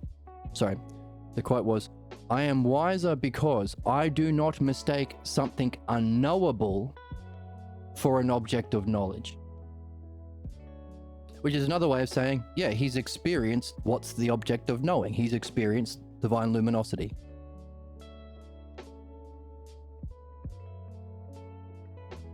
So you won't mistake, knowing how many beans there are in China as actual knowing. That's a physical world, belief-based thing. Speaking a universal language the other can understand. Clever. Yes, that's it. And so it helps to have people in your life who are also on the quest, or what we call awake to the quest. Because we have a common language, so we're all reading from the book. You ever seen those debates where someone's like, well, I read a study that 50% of lesbians are evil and murderers, so I win. Those YouTube bullshit debates, one rational person against 20 fascists, right-wingers. Well, by having the same text, we can have our questions from that text and the answers from that text. Like you watch Fight Club or Memento or any Christopher Nolan movie, the questions have to be from the movie. Was he really asleep in Inception? What was the movie really about? But also, the solutions have to be from the same movie as well. Like if you're playing Resident Evil and you come to a green gate that's locked, you come to, well, I've got a green key from Silent Hill. I'll just use my memory card and... No, that's not how games work. You have to use the key in the game. But you're right, because what we're learning is a universally understandable paradigm, it's the model of justice for every politician in every country. So no more us versus them, that's belief. Left versus right, Christian versus Muslim, that's bullshit. That's ignorant caveman shit. There's just one model of justice. It's the paradigm of all of the laws of reality all at once. So every lawmaker has one job, to understand and know it through the mastery of the dialectic, which we've defined here, these 4 parts, and make laws and policies that reflect the universal paradigm of reality. If you make a law saying, like capitalism, that you can just keep making shit and there's no consequences. Yes, privatize profits and socialize the costs. Just keep pumping poison into the water, says the AI companies. Just keep exploiting human beings, says the capitalists. Keep hoarding the wealth, says the billionaire oligarchs. Nothing bad will happen. Oops. And to that we say, I don't know if you know this, but like weird dudes exist everywhere. They're a bunch of weird dudes. Freaks. And they're freaks. You're a baby. You're a little baby. They're a little baby, I don't know if and you know this, but like calm your fucking tits. they need to calm their tits. Dude, suck my dick. Oh my goodness. Yes, your laws you can't be in opposition to reality. That's what scammers are. We live in a scam economy. We live in a capitalism. It's fascism. That's what capitalism is. Our job is to, like every doctor, they need to know the model of the human body and understand it. You can't, well, I believe there should be 6 arms. No, you can't be a doctor. You can't be a politician. You can't be a religious authority. Well, I believe we need to harm some people and benefit some people, some subjects, and harm others. No! No doctor ever says that. No pilot says some of the passengers must die on my plane. But you know who does say that? Every fucking religious person or authority figure and every political authority figure under capitalism or under a belief-based religion. Absurd. You're supposed to help everyone. That's what a fucking job is. You idiots. Wake up. Fuck you. Actually, fuck you. Actually, fuck you. 1 million viewers and probably 4 trillion. 4 trillion viewers. 4 trillion viewers. We're going to get a lot of viewers because we have funny soundboards. No, you're not the one that's mentally unwell. You're brave. You are crossing into new boundaries. And we're brave and we're crossing into new boundaries. So yes, a universal language, the Logos. Just as there's a universal understanding of medicine anyone can do. You don't have to be a Jew, or you don't have to be a billionaire. You don't have to be a Mormon, right? Same thing with justice and beauty and reality and the self. Universal understanding. Universal principles. Universal healthcare, universal wealth equality. The dream maker you spoke of. Ooh, do you mean something similar to the inner daemon Socrates had? Oh, that's a question. That is a question. That's a question. Keep that question. I also have that question. So you could say, if we are both on the same quest, we are in the same party. So because we're on Twitch, we use analogies for video games. We're like in Final Fantasy and we're on the same party. I'm a magic warrior and you are a smelly thief. That's good to pick the locks if we come across treasure. Or maybe you could be a healer and heal me. I'm being silly. Forget that. But the principle to carry a question is to be on a quest, and it's not a solo quest, as cool as that anime is. Solo quest. I think that's what it's called. It's been a while since season 2 ended. I'm gonna rewatch that, I think. It's pretty bitchin'. That's a good one. That's a good one. So, to answer that, of course, we need to look for references to daemon in the texts that we come across. So hopefully there'll be references within the one we're reading, seeing as it is Socrates talking to Jesus. But we also read other Platonic texts, the real translations. We read Balboa. So whenever we come across the idea of daemon, because we're carrying this quest in our inventory, we will recognize it and we'll write down notes. Just as on that process, we will also take notes about the inner critic or the negative, what Socrates called the kaka daemon, which is kaka is bad in Greek. So the daemon and the kaka daemon. The kaka daemon, of course, isn't the voice of self, it's the voice of our false belief of self. Our pathologos, not the self-logos, the pathologos. So, as we look for references to the daemon, as we learn more about the dream maker, which seems to be our task because no one's written the book on dream analysis yet. It's our job to contribute to the tradition. We take notes in a notepad or a book or an app or whatever you've got. We take notes of all of the things that come up in reference to our question about the daemon, about the dream maker. When we've got enough material, we do a dialectic. We say, okay, what do we know about the daemon? I know enough to give a definition. Now I'm going to rub it up against something significant. How does the daemon relate to our soul? Or how does the daemon relate to beauty? Anything. It's up to you. You can pick your own. Let's say the soul of the philosopher. So the self in relation to itself, the daemon. What have I learnt from the text about it? How have I learnt from the text about how it functions to the soul? Having been affected by that functioning, see, notice, self to other. That other suffers or experiences the effect.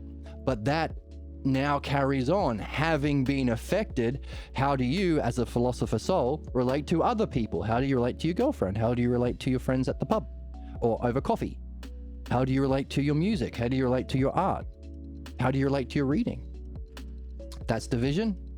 Having been affected, bring those two others together into a synthesis. You'll find from all of those divisions, from the text, of course, you'll find a key term or a key idea, maybe with scope over everything. Now that key idea you pick out because it's yours. That becomes the other down here. Let me get rid of this mess. So you've synthesized it into another, and you take that key term and then you relate it back to your first definition. That's analysis. So synthesis and analysis, there's your conclusion. You've ended up, because of this activity, with a definition greater than what you started with. You've upgraded, you've leveled up your understanding of daemon. Now, the next thing is to reflect, or ousia, on that very process. Remember, you've got another question in your inventory. Remember. Whoops. You've got a question. Why the heck did the self, or the one self, create a many in creation? And you had a one hypothesis. What was it? Let me have a look. To understand itself. Did the one need many forms to understand itself? So you got a good question and you've got a good hypothesis. But now, because you don't just have one question, you can build them together. Hey, in going through this process of manyness, I ended up back at that one definition with a greater understanding. Could be a confirmation of your other hypothesis. Remember analogy? Terms vary, relations stay the same. So the relations you went through in your question about the daemon, maybe the one self is going through a similar relationship in unfolding into a dialectical structure of reality. Maybe we can find 4 levels of reality in this map, only to return to itself with a deeper understanding of itself. So, maybe you look back in your inventory and you find that hypothesis. Did the one become many to understand itself? Well, that idea is... But hey, not just is it confirmed a little bit, still a hypothesis, you won't know until you get to the self, but... Another way of saying, hey, that, you know what? Some Buddhists experience nirvana. They claim it's emptiness. They don't understand what's there to be seen because they lack the logos. What also they don't have is they don't have that question that you have been practicing carrying, and that hypothesis you've been polishing up nicely with all your dialectics, so that if you return to that state of qualityless, you're not going to make sense of it with some Buddhist belief of emptiness or nirvana or nihilism, even worse. No. You might say, ooh, I've got this question I've been carrying. If I'm ever going to get an answer, it's going to be in this state of being, or state of self. Is there something significant from me having returned to the one self, having learnt the dialectic, and having practiced carrying questions? That's why it's the ultimate spiritual tradition. Without it, you're going to be missing out. Now, also, I suspect that is the case. Yeah, could be. But notice, you are probably, while you suspect or hypothesize it's the case, it's likely it's not satisfying. In other words, you won't be satisfied until you confirm your hypothesis or suspicion in direct experience. That's the task. To practice these questions and hypotheses, you need some direct experience and practice of keeping the question. So, if you're experiencing divine luminosity or bliss of mind knowing itself as the greatest experience of beauty, but your task is to know the self, the cause even of that, might you need some practice at having questions so that even in the greatest experience, you won't make the mistake of other people who've said, well, that's enlightenment. The Taoists, they think that's enlightenment because it's the greatest experience. This is the idea from Diotima. This development of questions and hypotheses, or the development of the dialectic, making use of your mind and your understanding, your seer and logos, is also, speaking of terms changing but relations staying the same, metaphor, where's our metaphor? It's also the model for relationships. If you're with some beautiful person, because we've been talking about fantasy. A lot of people have a beautiful person and get in a relationship and they use the intimacy or the directness of their relationship or their sexual experiences or whatever experiences to fantasize about their beliefs. But if you can be present in a pure or clear or open state of mind, in that presence of beauty, and use those experiences either in the moment or in the afterglow to develop questions and share understanding, even in the most intimate or the most beautiful experiences, not being distracted by beauty, not being distracted by intensity, not being distracted by the intensity of pleasure or experience. Diotima said that's the model for relationships, because you will see that you will awaken a deeper question. You will see, hey, this beauty of her body is a manyness, because it's not just her body. We talked about a beautiful other thing, two beautiful bodies. If you're lucky. But then you might notice that the beauty in physical bodies is the beauty of all bodies. You've gone from many to a one. And that might awaken you to a beauty of soul. Is the person you're with even more beautiful because she's able to go through this kind of reflection? She's developing a beauty of the soul. But notice, at every stage, you add logos. Logos is our method. Language is our method. Diotima says, make speeches about your beautiful beloved. And then when you're at the level of soul, share logos with your beloved that can perfect her soul. And Diotima, Socrates' teacher,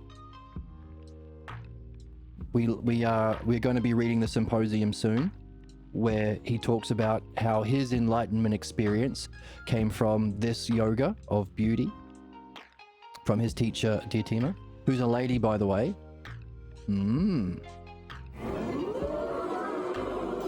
A lady. So you can't say that women can't play the game. You can't be sexist. That's not a thing. Anyway, yes, you're developing in a practice of not fantasizing, but speculation, meditation, dialectic. So that even in the most beautiful or blissful or intense experiences, you've still got a question, you're still carrying your question. To carry a question is to be on a quest. To carry a question and not drop it is a movement from concentration to meditation. And if you keep holding it even then, meditation evolves into contemplation where you join with it. It's a continuum. To the point where Diotima says you together experience the greatest experience of beauty. But she says that's the beginning. From there, you can work to give birth to not children, as people who just bang do, but to give birth to true excellence of the self. You've experienced the truth of reality, now the game can start. Because it's in developing from that to true excellence, she says you can be a friend of the gods and immortal as any man can be. But notice, what would you need? I need some direct, yes, Logos, I will keep that one in mind, yes. You would need to have some practice of keeping your question and keeping your use of Logos or dialectic, even in ultimate beauty. So maybe all of these lesser experiences of beauty that you've been having in every moment of your relationship with someone with a good heart and good head, someone awake to this quest, is all a kind of training, or it's a example of the model of all good relationships, a training for that experience, allowing you to have what you need to have a question and a hypothesis, or question and love of understanding, Logos on experience, love and Logos, to not be overwhelmed or not retreat, even worse, but to wonder about the cause even of that, even in the experience of bliss. To transition through to its cause. And even then, to go from bliss, the greatest of all qualities, to an absence of qualities, that can be even more alarming, even more retreating from. Or you might come to even more terrible conclusions. You stabilize the experience with dialectic. That's an interesting way of putting it. I like it. Now, imagine how stable you'd have to be after going through bliss, or all of the qualities all at once, to that which it transcends qualities. And if you don't have the idea of transcendence, and you haven't been learning the Logos, and you haven't been developing this map, can you see how easily it might be to make all sorts of mistakes? I've fallen. Now I'm nothingness, or reality is an illusion. It's all Maya. It's all fake.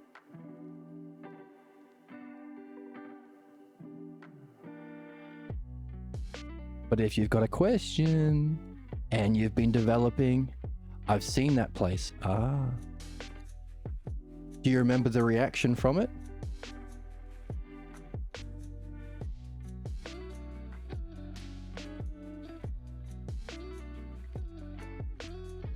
Any sort of puzzles like horror? Oh, could you put more words on horror? Was it because of the transition from a great experience, or was it sometimes some people just jump straight in?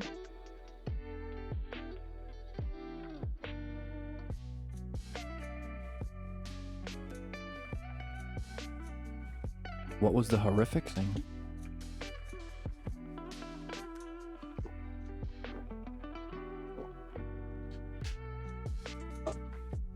It clashed with what I knew as true. Brilliant. So, the significance of developing the map. And maybe your earlier question, why does the self create many only to return?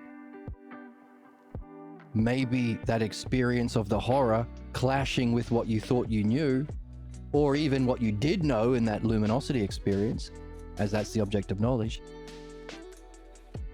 Maybe understanding goes beyond knowledge.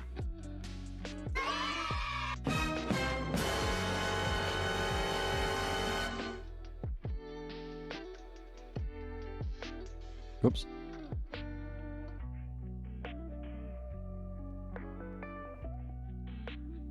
Perhaps. Which is an interesting question, because we've got this map. At every level we have a ousia, or a oneness, or a whole, and its parts. We have the cognitive function of belief. we have people who say, well, I'm not a believer, but they haven't done midwifery and dream analysis, so they're still suffering the effects. And they say, there is no enlightenment, there is no being, there's just the physical world, materialism, or anything profound. Let's reduce it to chemicals. It's just chemicals. You've just got ADD. So that's strict dualism. There is no mind, there's only the body. It's a cognitive, it's a way of perceiving the world.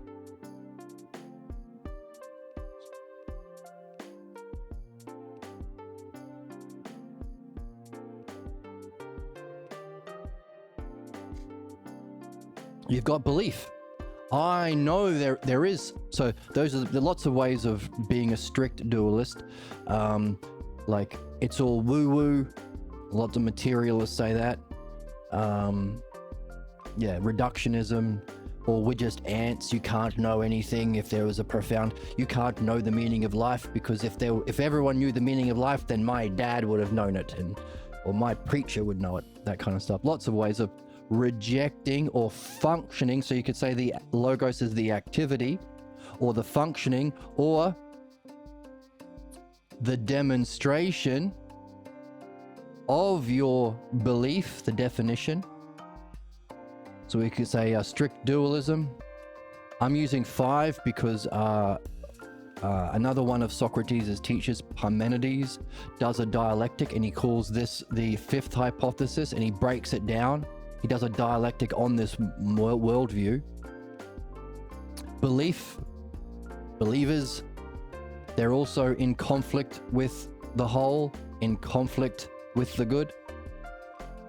So all of these terms that we have here, whole and part, belief is, you're limited by your belief. You can only marry another Mormon. You can't watch Harry Potter. You can't use your understanding. Lots of limits you have to accept to be member of the tribe.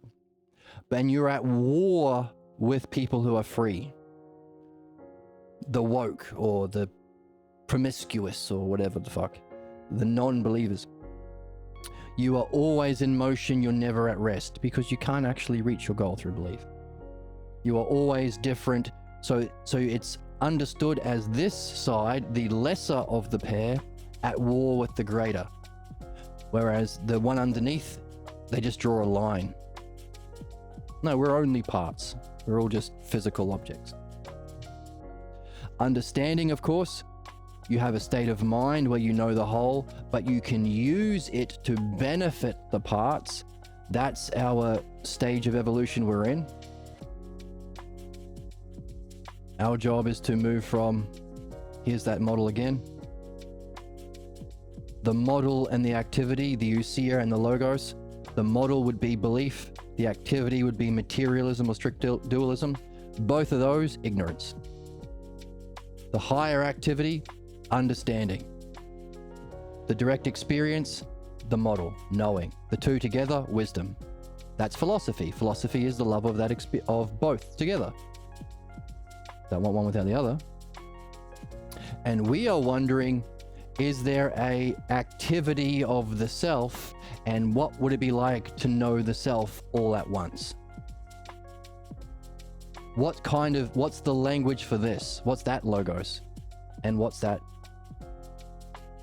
state? And if it's greater than anything in experience, let's go back to the experience one. You're right, horror.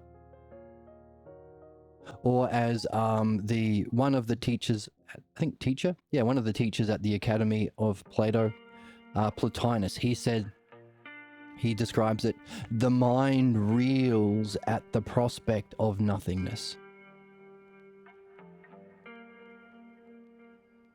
So yes, so if this is beyond anything you've ever experienced, maybe you could have a horror as you described, because it's beyond everything I know, because this is where knowing finishes.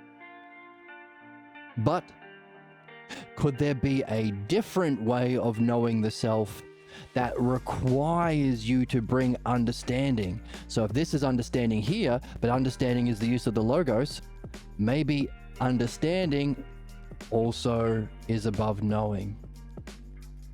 And maybe that understanding is necessary to recognize the state beyond qualities as beyond qualities, not void of qualities. I suspect it's an unending bliss beyond the illusion of Maya.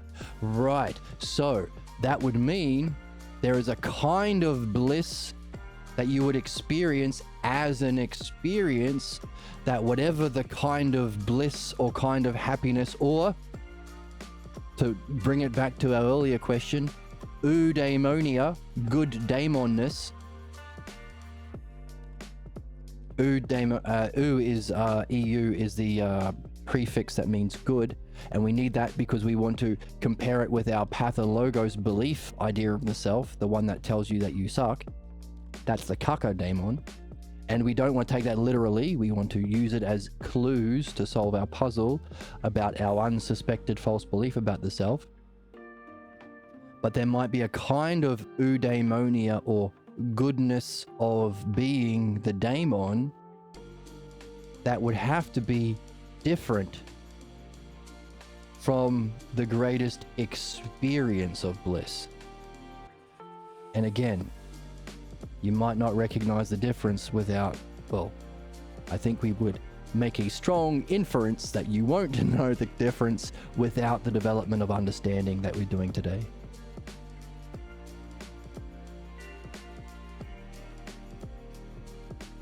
But also the thing that we are describing, and that's the difference. So, hey, why would you want a kind of happiness that's different to bliss or physical bliss or experiential bliss? Why would you want the one and not the other? And this brings us back to where we are in the text.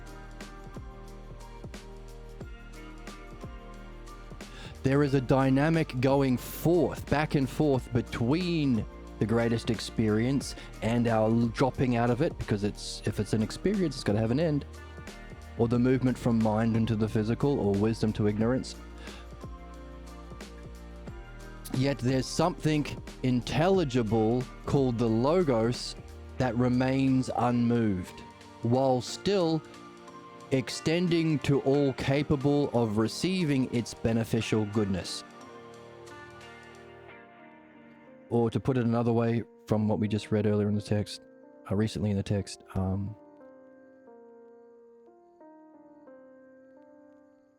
if Jesus' transfiguration experience can be understood as the most brilliant light of being, or experienced as bliss, then we can talk about a higher God that we don't even want to use the word God for because it's so loaded. Usually, almost always, people talk about a God existing. What kind of a God doesn't exist? But we talk about a God that goes beyond all predicates.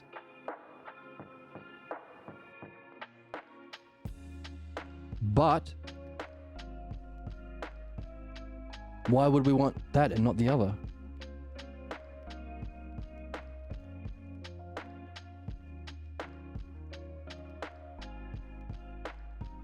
Let's read this quote from Socrates. I would add that, so Socrates, Jesus said, let's bring in our dudes. Jesus said, you go to the heart of things. So Socrates has just asked Jesus, which your highest vision? Is it more like the light of bliss or being or wisdom, the stream of wisdom? Or is it more like something that's beyond all qualities?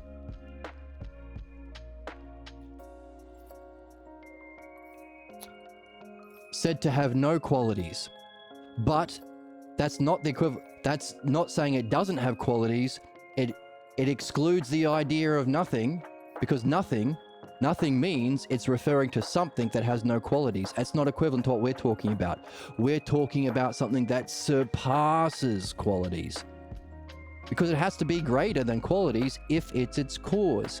In principle, causes have to be greater than the effect. Socrates says, it looks like we've both entered into that stream of wisdom. Which of the two mirrors your experience? That surpassing qualities or the greatest of qualities? Jesus says, you go to the heart of things and you go there quickly. I say, or they say, the nearer you are to the light, the more you are full of the light. Beyond that, they quickly add that in coming into that light, one should be able to themselves shine forth that light. And Socrates says, yes, well said, Jesus. I would only add that how close one comes to the light depends on one's ability and aptitude for receiving the gift of the divine.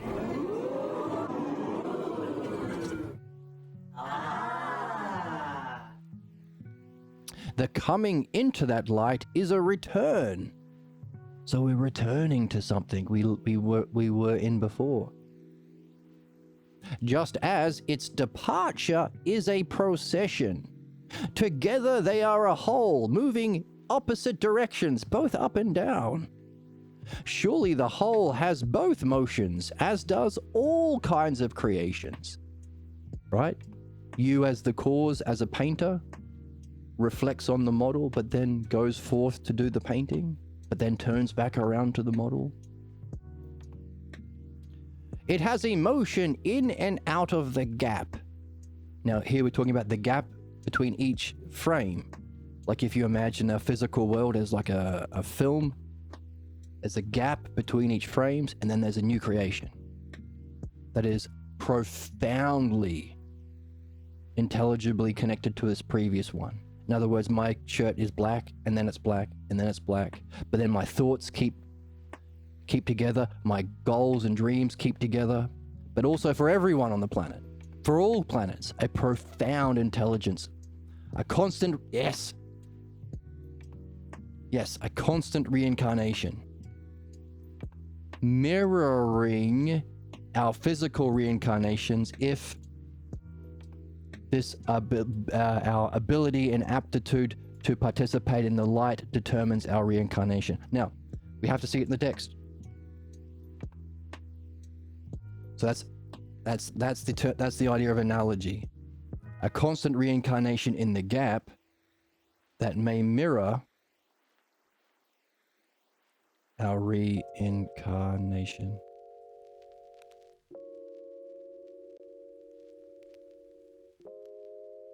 Socrates. They may not be an afterworld of punishment, but there is a place where what is deserved plays out its hand with precision and skill. Where? Right here in the physical cosmos. For this world, this everyday world, with all its sufferings and confusions, is the result of people in the present living out the influences of all they have learned and cultivated, learned and nurtured into themselves from that learning. Activity and knowing, parts and whole, understanding and knowing, learned and cultivated.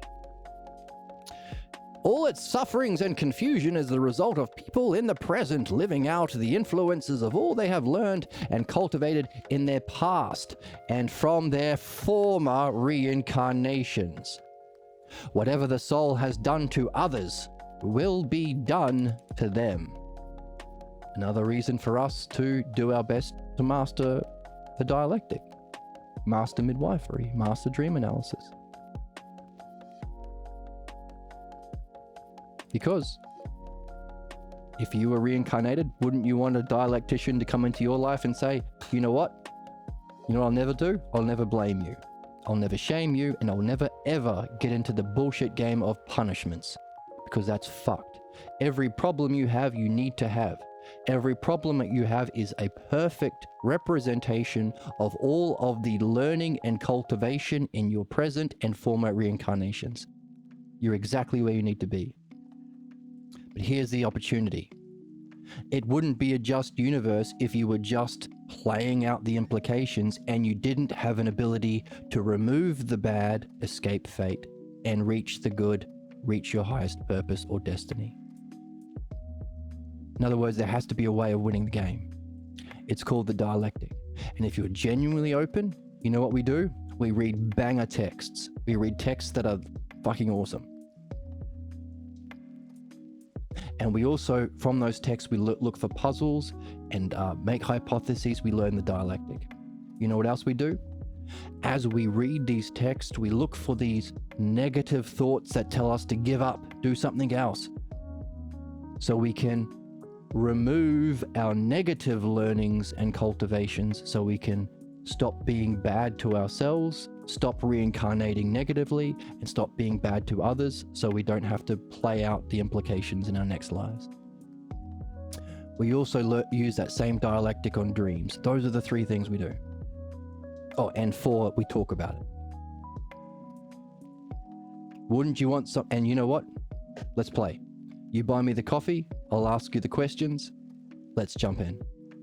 Wouldn't you want someone like that in your life rather than to live a life never waking up to your purpose, never waking up to the fact that all problems are solvable and necessary?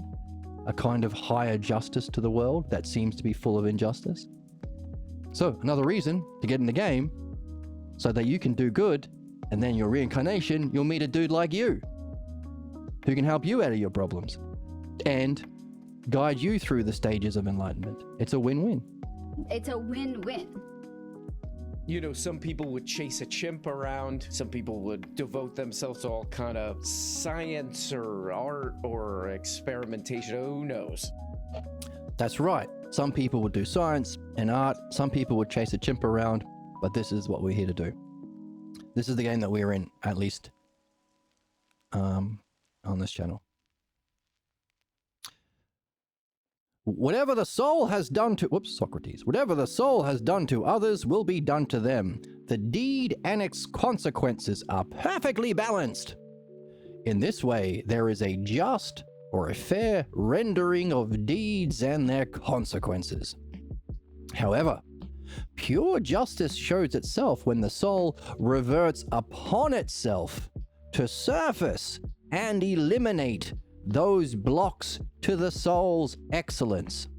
The soul survives death and is reincarnated, carrying along with it whatever it has learned and nurtured from its past. Justice plays out its hand, assuring that each soul receives its most proper due. Look at the extreme suffering, many souls experience in each of the days on Earth, and you'll see the past playing out its justice on Earth. Reincarnation. But also,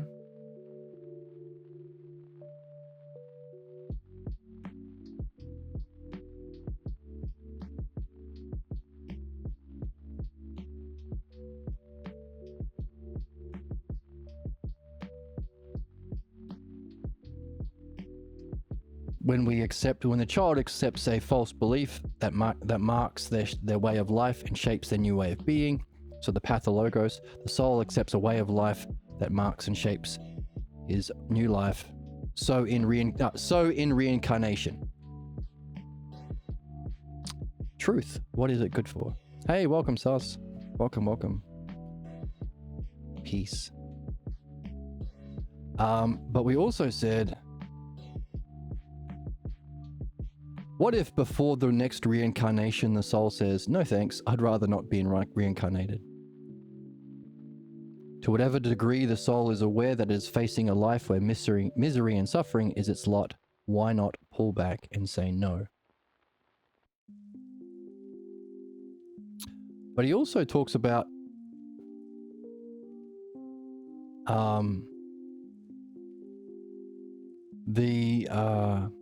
so the light of being, the light of being that we experience when we die determines our character. Because just as the more that we can participate in the light of being of mind, the smarter we are and the more good we are, so too, if in that reincarnation process, going back to our friend pointing to the fact that it's every moment's like the same thing, if there is that instant without qualities and there's the divine luminosity that it goes through, our ability to participate in this endure the light of being between our reincarnations determines our character and quality of our next life. So in other words, whether we choose not to come back around again, or Whoops. What happened? Whether we choose to escape the cycle of reincarnation, to go to more real, more just levels of reality, or if we're coming back, we still want to be able to participate in wisdom, so we come back smart. And I want to find that part in the text where he says, determines our character.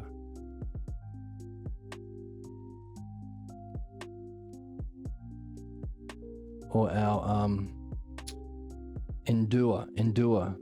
Here we go. Let me catch up and chat.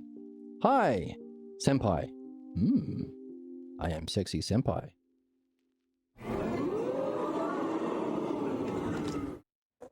Kant would say some fucking bullshit. And Kant would say some bullshit about me being senpai. I have to work soon. Oh. I think of you while I work for late stage capitalism business daddy. Oh no. Yeah, that sucks. Hey, some guy, welcome. So here's the idea of reincarnation, reflecting each instant, but also individual soul's reincarnation.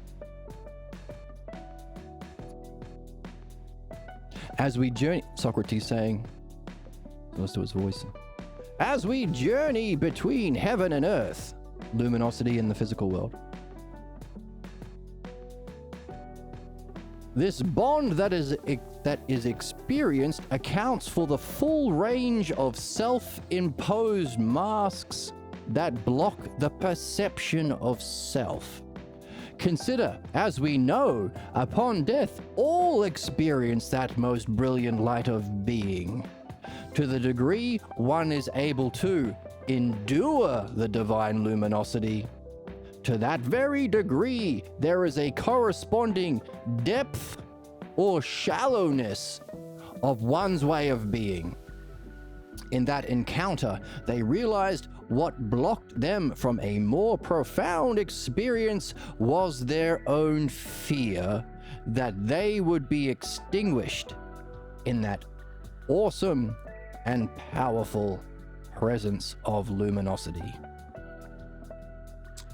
So, as our friend was pointing out in chat, the emerging from the instant without qualities through the divine luminosity into the now, and its returning is a dynamic back and forth that mirrors reincarnation itself.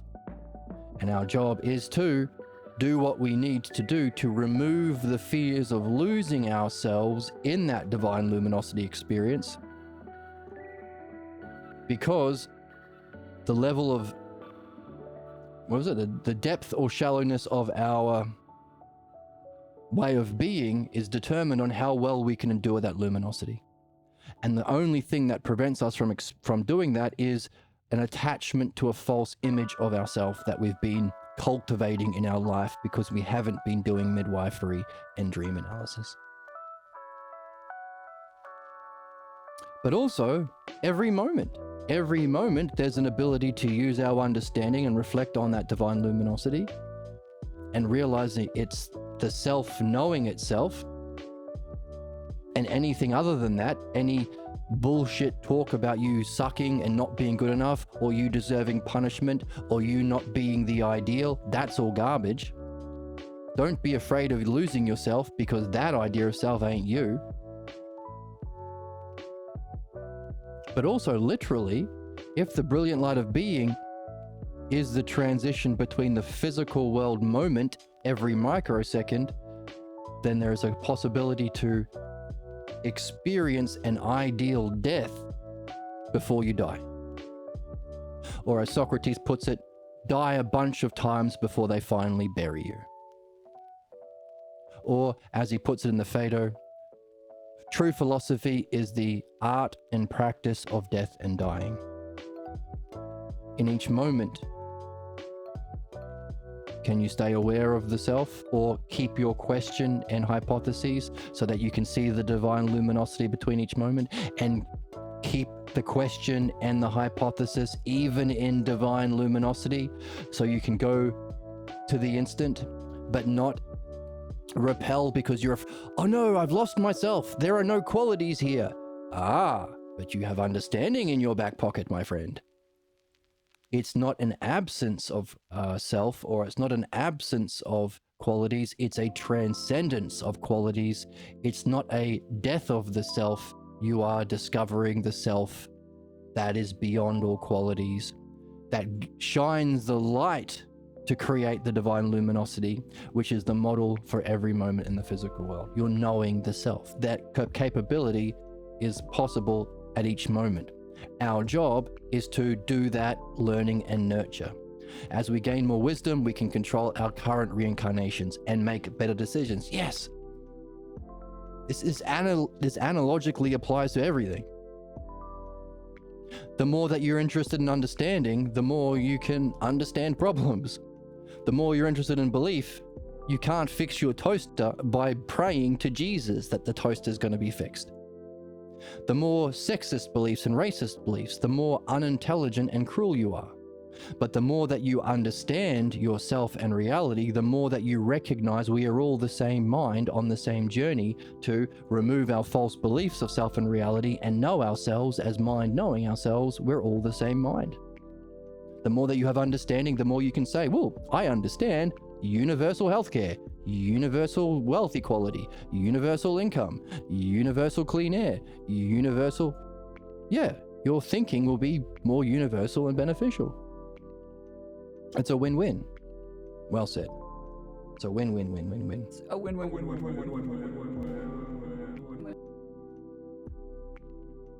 So our purpose, therefore, is to learn that logos that we need, but also this logos. Because there's a kind of language that can get you stuck in your beliefs without any possibility of becoming unstuck. There is a kind of logos that we're learning that can unstick you, but also you can turn around and know the model so you can prepare for and open yourself to that experience of divine luminosity. But there's a kind of language that only applies to this part of the Venn diagram. If the yellow is the thing itself and the purple is everything that exists or its qualities, we want to know the self. We want to know the instant, the gap.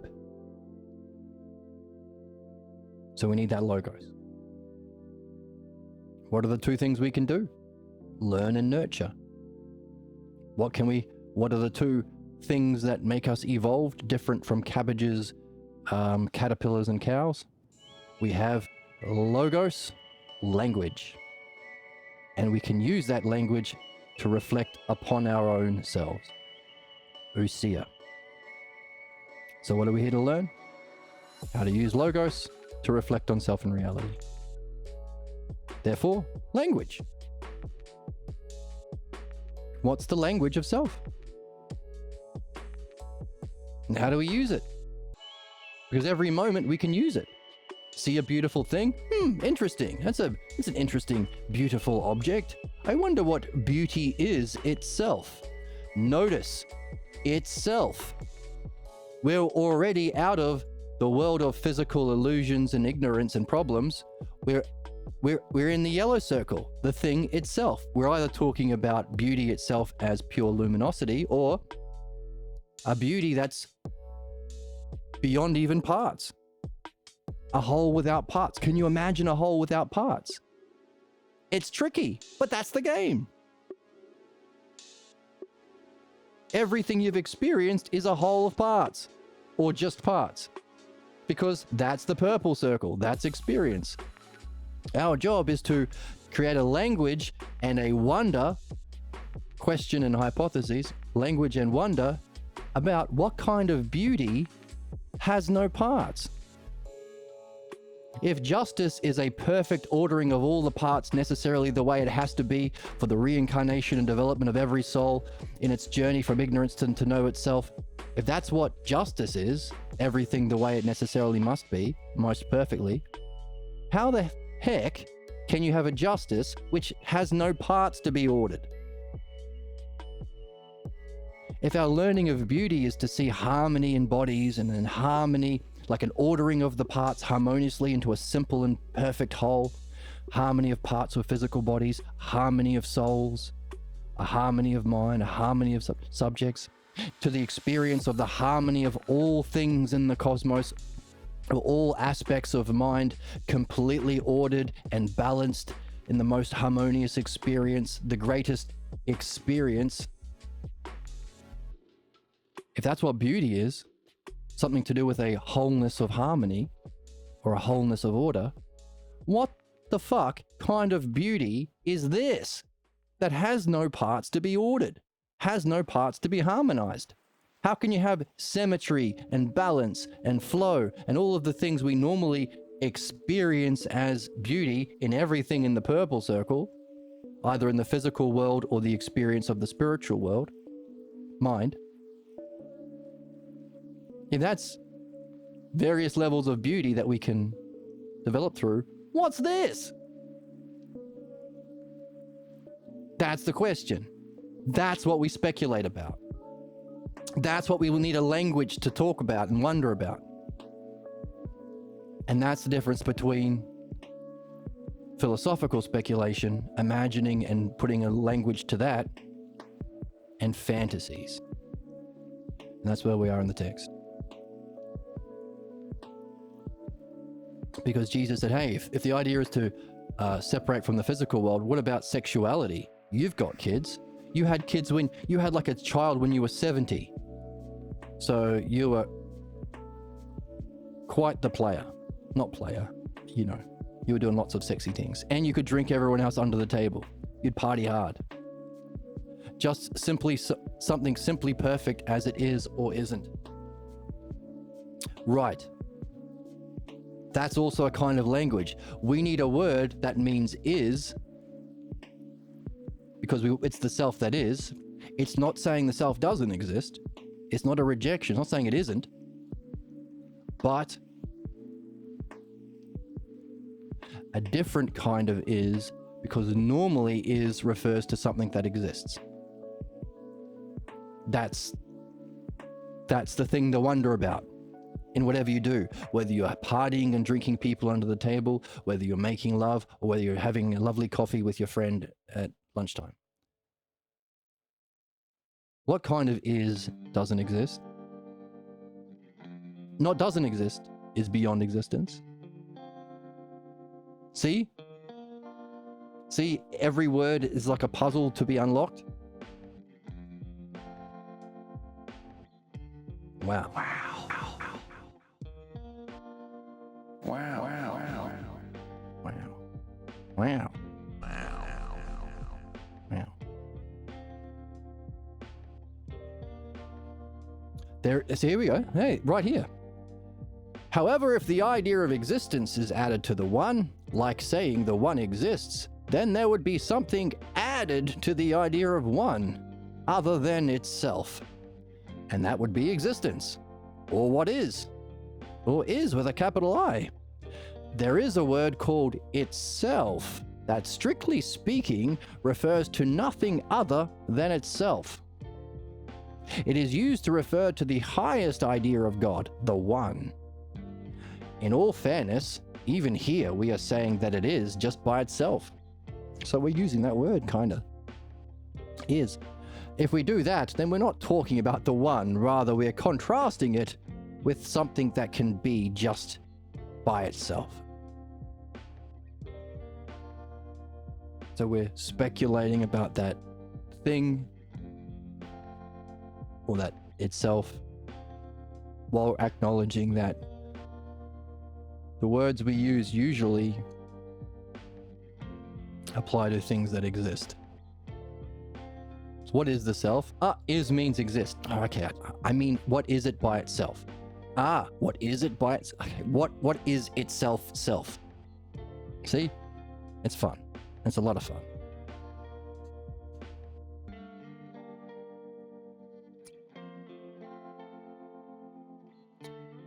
All right, so we want also to have the idea of fantasy, because we're saying this kind of fun is different from fantasies. This is all around the area that we're in right now.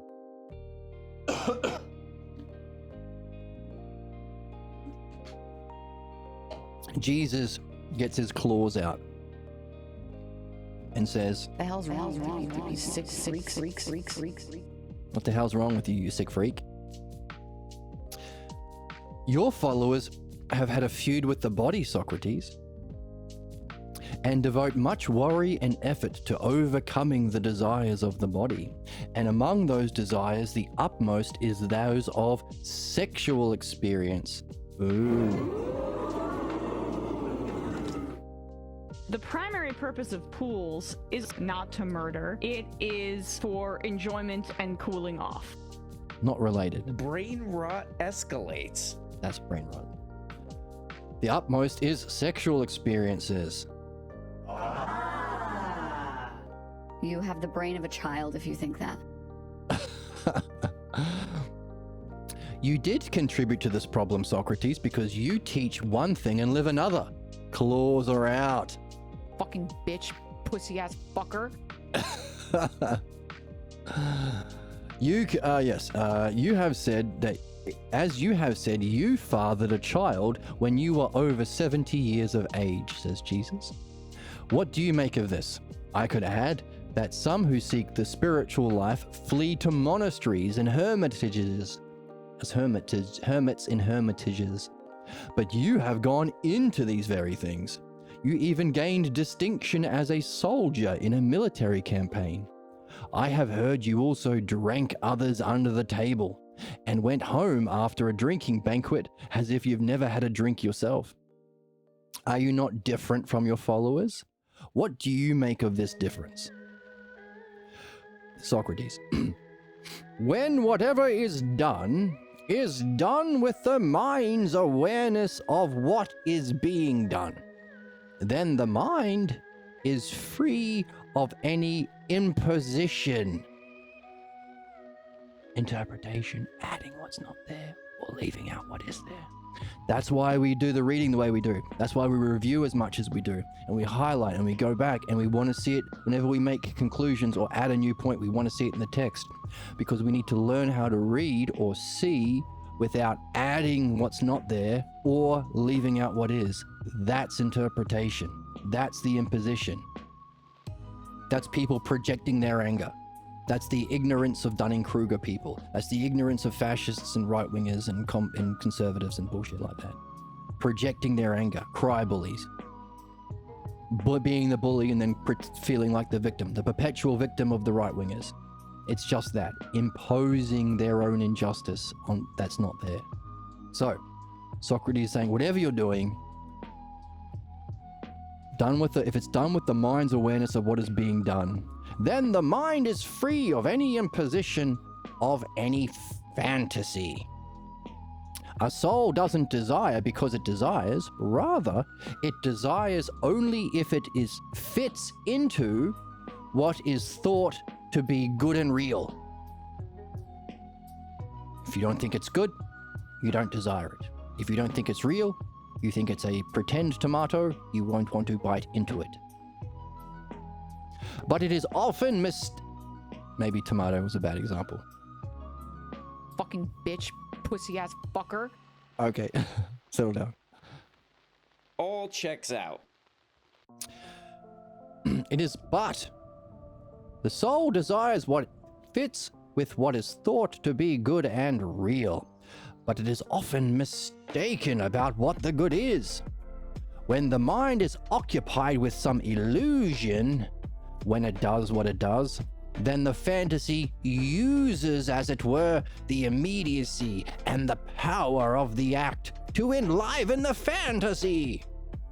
If the mind is occupied with some illusion when it does what it does, then the consequences will end up as a disaster.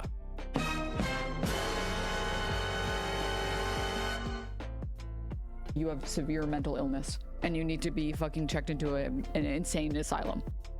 Oh my goodness. If you don't know, now you know. Now I know. So, be on alert for fantasies or impositions upon what you're doing. keep your mind awareness on what is being done. There is nothing that brings greater harm than if one is mistaken as to what is true and real. It is not what is done that is significant, but what state of mind accompanies whatever is done. But also, naturally, what is done should also conform with one's ideal and not one's fantasy. So, fantasy steals your energy of the moment and puts it to enliven the very source of your ignorance and cause of your negative reincarnations, either between lives or in each moment. So you're reincarnating into a ignorance. Interesting. Isn't that interesting? Wow. Wow. Wow. Wow. Wow. Wow. Jesus, so you drink and make love with a pure mind that is free of any imposition of false images. Interesting. But that doesn't make it ideal. What can be worse than to entertain thoughts one believes to be true and feels justified in acting them out without realizing they are completely mistaken about the truth of what they believe? Again, you are right about that. To do what one does with a pure mind must include that the very doing must fit nicely within what is your highest sense of being right and being just. Your highest sense. Surely it is very likely without that sense of justice of one's acts and the recognition that what you are doing is consistent with one's philosophical goals, then one is harboring a false idea of what is real and true. Many believe their fantasy life is their own creation, but they fail to recognize the self-image within the fantasy is a manifestation of a false identification.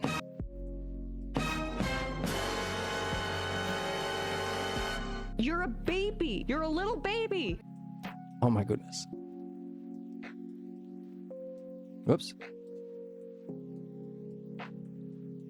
So, once again, our fantasies are impositions because we think the fantasy is more real and true than whatever we're doing. And what we're doing is further entrenching ourselves in a false identification with self.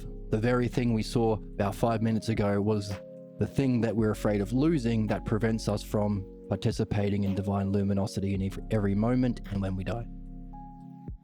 We're afraid of losing ourselves because we've spent our life fantasizing about ourselves, thinking it's our own choice. You don't choose your fantasies. It's a manifestation of your image of the self.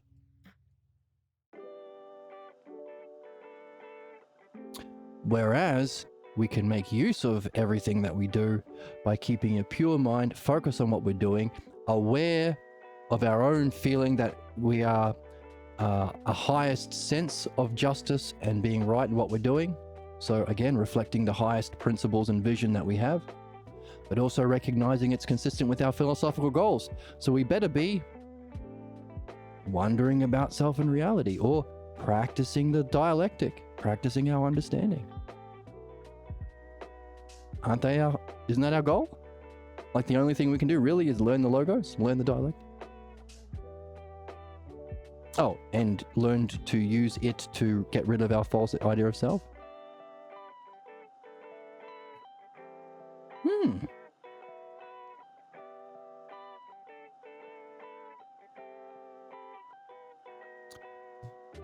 Yes, says Jesus, and if one has been persuaded and encouraged to believe in such a false idea of the self or reality, they are doomed to being irrelevant.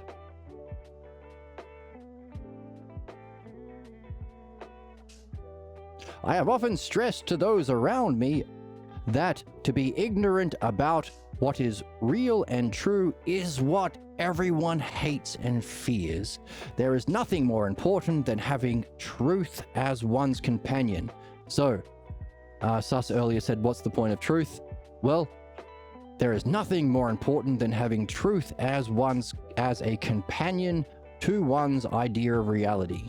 The inner connection being what is considered the good, and the desire for it and the quest for it is important to see clearly. And that is what I've called the inner triad. So, the truth, reality, and the good, that's what we seek. We desire our highest good, so don't be mistaken about that. We want to know what's real about self and reality, and we want to make sure that we seek the truth of those things, the inner triad. Reflecting the forces of the soul, right? The three elements of the soul, that whether or not the soul is actually a thing, we can talk about it as a unity of three primary forces. We desire our good inwardly, we outwardly, as a force moving us in our actions to outwardly move, in which we seek the truth of whatever we do, and to get the true thing that we think is good, we have to reason, plan. Our reasoning, which brings things into a oneness, and it's the kind of one that we think is real that we seek. Do we seek the reality of oneness, of mind knowing itself? Do we seek the ultimate real, the one? Or why not both?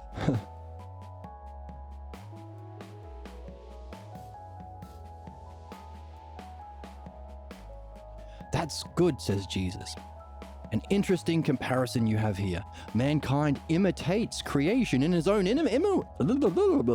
mankind imitates creation in his own inner world. So real creation uses the one that's reflect into oneness, goodness, and truth, or the one self, good self, true self. That triad reflects into luminosity, oneness, goodness, truther. But in a similar way, we create our own inner creation, our own belief or image of self and reality that we think is one, true or good, or real, true or good. So, mankind imitates creation in his own inner world with his fantasies and shit. However, when it takes on the form of a daydream, if I may say so, all hell breaks loose.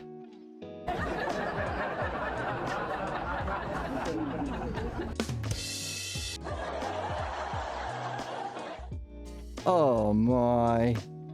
Absolutely gooped. Absolutely gooped. Calm your fucking tits. Alright, we'll calm our tits. So, Jesus making a hilarious joke, saying, in our life, if we are not aware of that inner triad, the forces within our soul, the inner triad that we seek, and not aware of the difference between philosophical speculation, wondering about the self and the language needed for the self and reality, and our fantasies or daydreams that imitate that process and a false idea of true, good, and real, which is manifest as our daydreams and or fantasies, then all hell breaks loose. We are further energizing our ignorance and suffering and problems. All hell breaks loose is funny because it's Jesus, and Christians talk about hell. But we have seen actually hell's earth. Hades or hell is earth. Every single day, terrible injustices. Our leaders, the worst of us. We're in hell. As we play out the implications of those false beliefs, daydreams, and fantasies. False identification with self. Yesterday we talked about Peter's principle. Without the dialectic in our back pocket, or as not just in our back pocket, but as our daily activity or moment to moment activity, people fall into the pathologos Peter's principle. Peter's principle, once more, I've said it a few times in the last couple of days.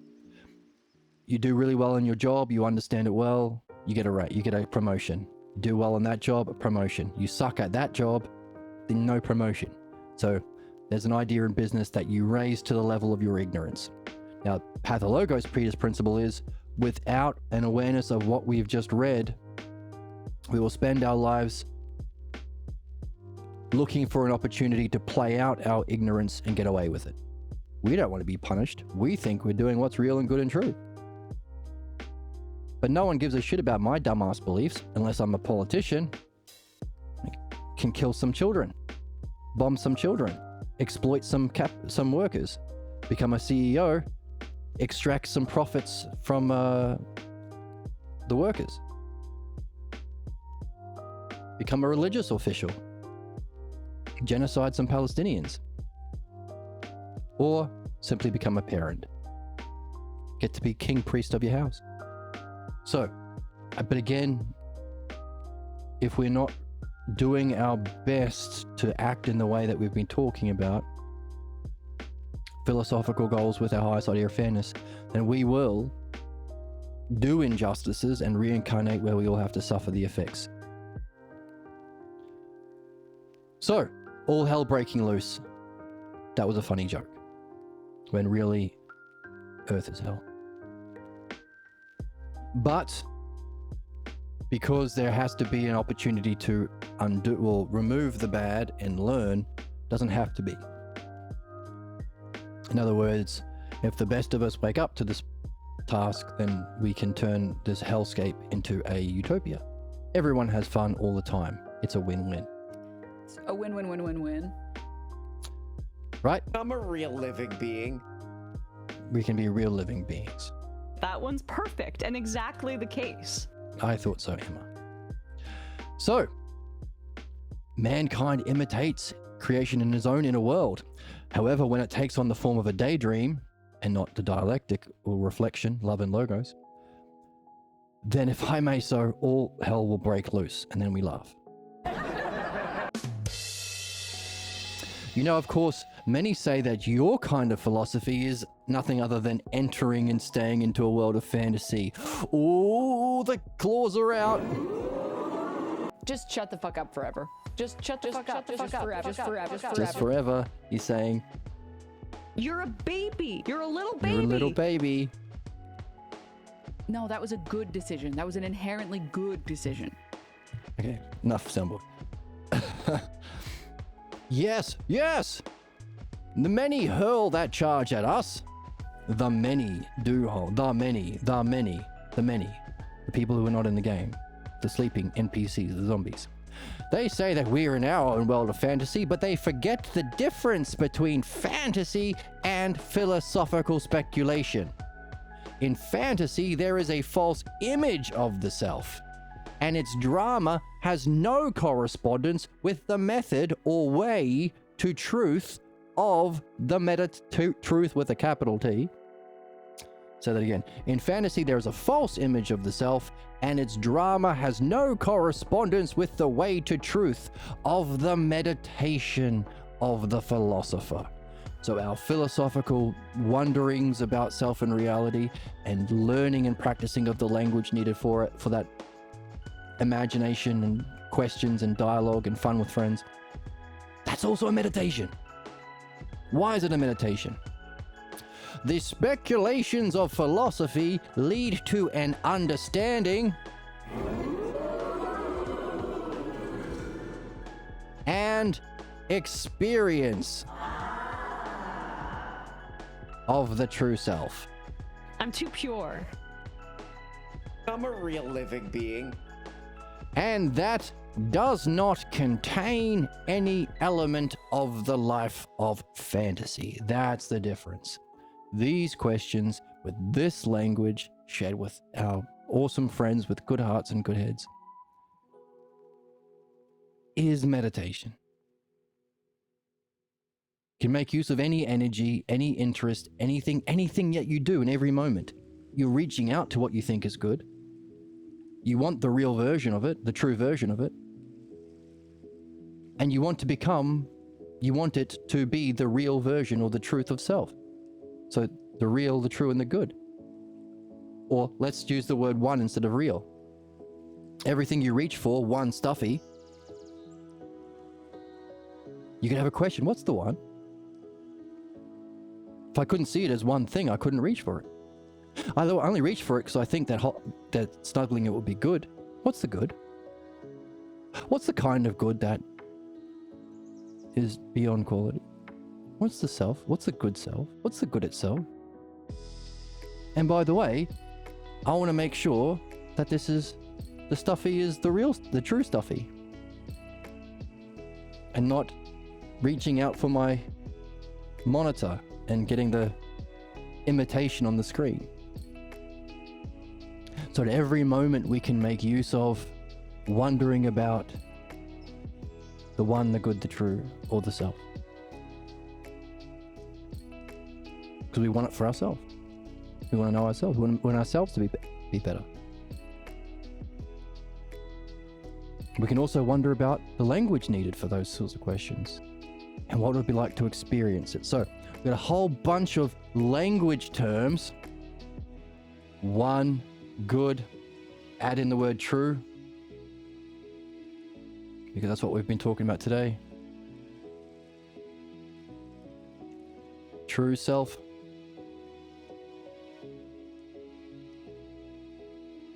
We can wonder about what's the one, what's the good, what's the true, or what's the oneness, goodness, or truther.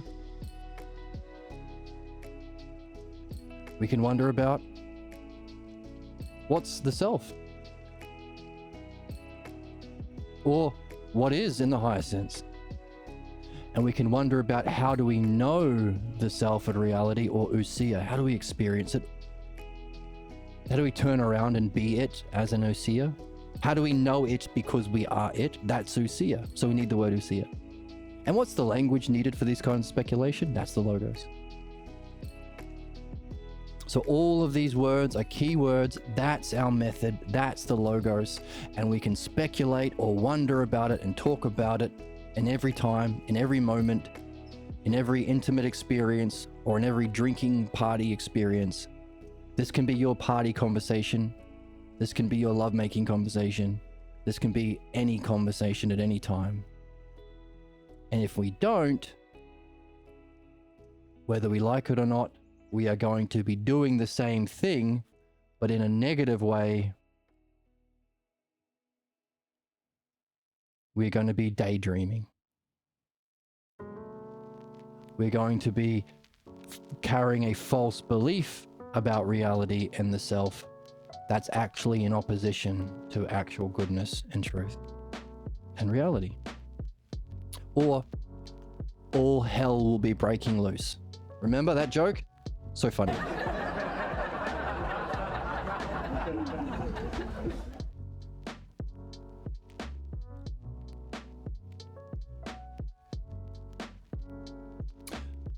So that's where we are. The method for our knowing the self. The difference between fantasies and daydreams. A wonder and speculation that we can do at all times. Turning concentration into meditation, into joining with it, contemplation. So at all times we can be wondering, imagining what could be the self, what could be reality. And what's the language we need to reflect on that? Because that kind of wondering and language, that kind of question and hypothesizing, that's the dialectic. That's literally what we're here for. And if we're not doing that, we are doing that. We're just doing a pseudo-dialectic, not on the logos, but on the pathologos, causing our problems. That's where we are. Now, isn't that neat? The language of truth. You got it. 2 levels as well.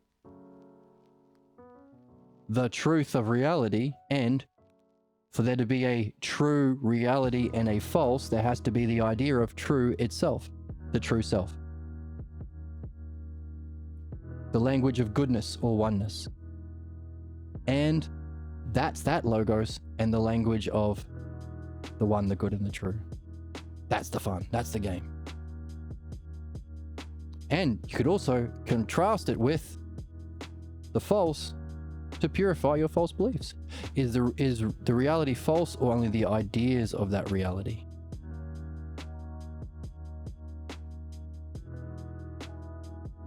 Well, your false beliefs, the reality that you project onto interpret, you add what's not there, but you only add what's not there because you think it's real.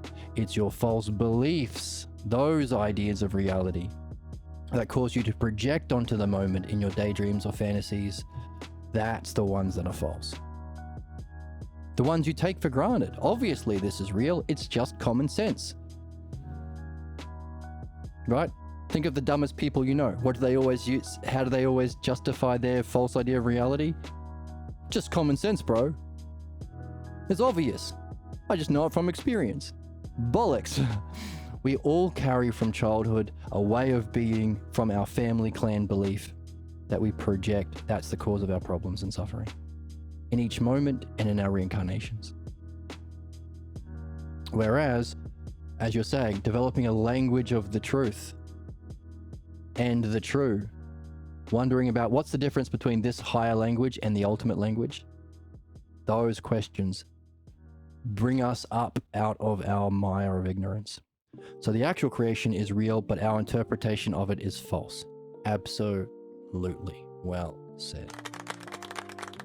We're mirroring the creation of the self as the sun, somehow reflecting its one into oneness of sun rays, which is the paradigm of everything. So it's everything existing. The top of this Venn diagram, all existence all at once, is the greatest kind of ousia of experience, which is the model that reflects upon itself to map the model or map for each moment.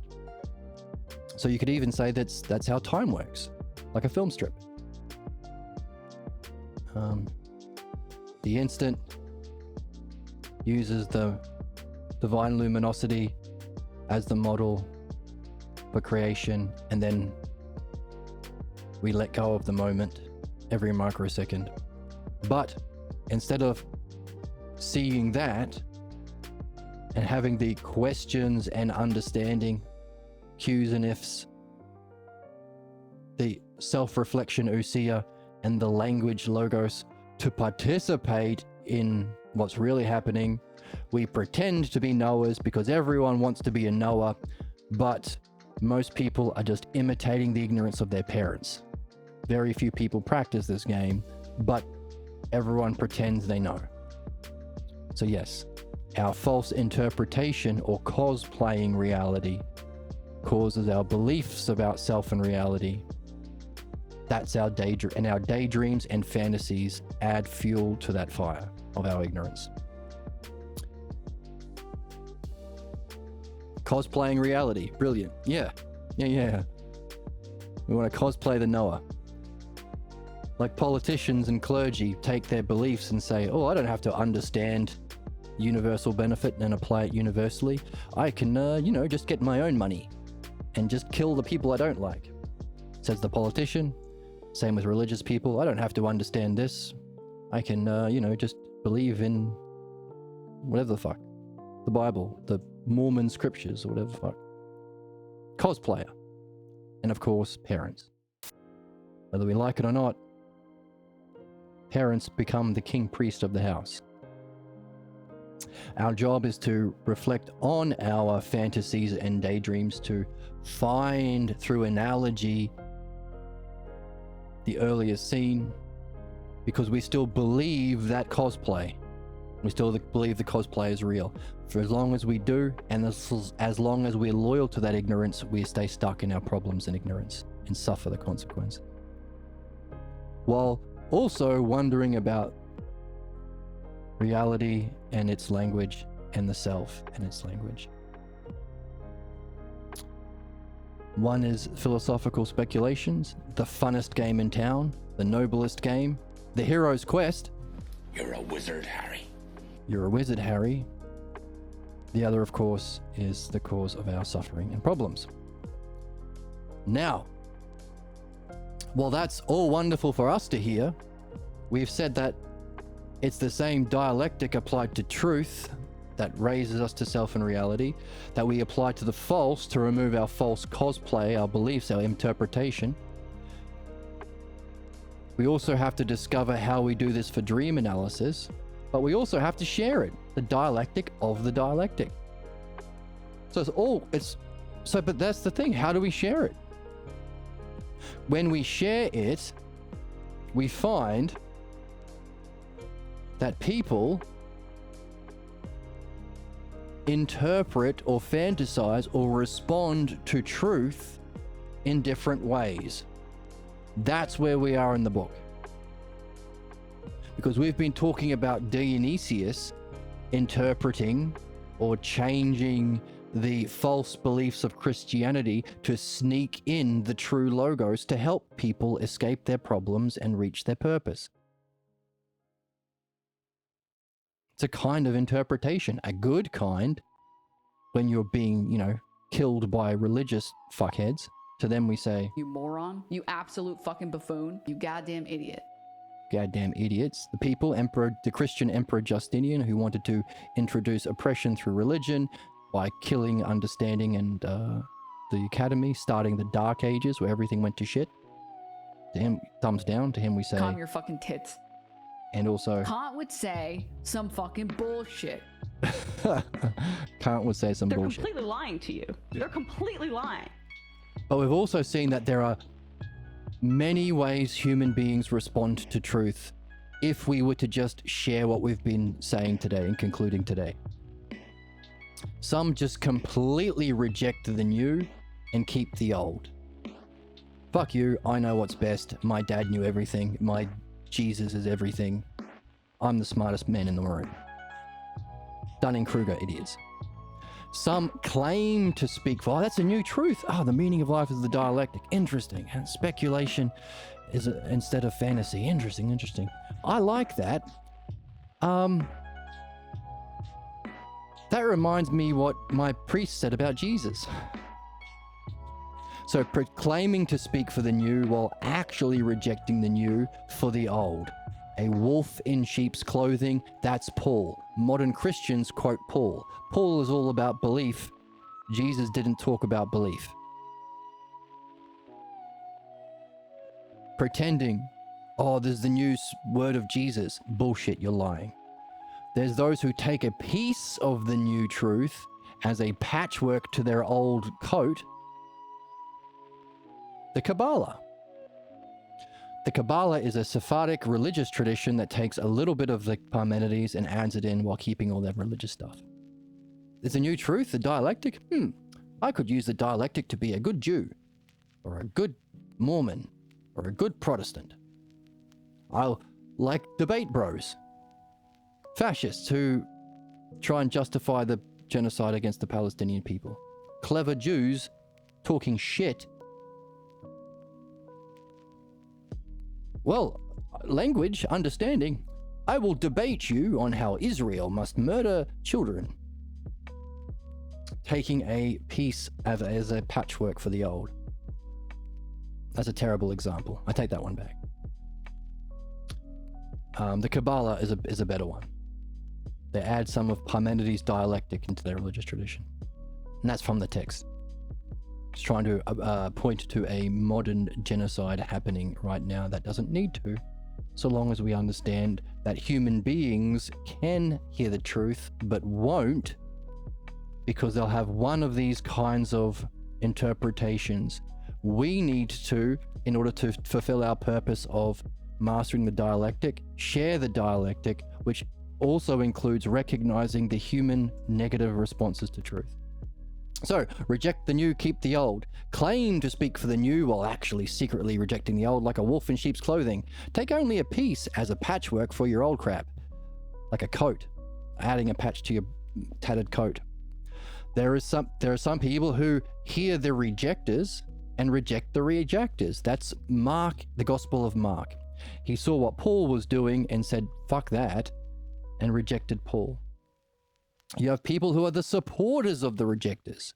The Gospel of John supports Paul's bullshit.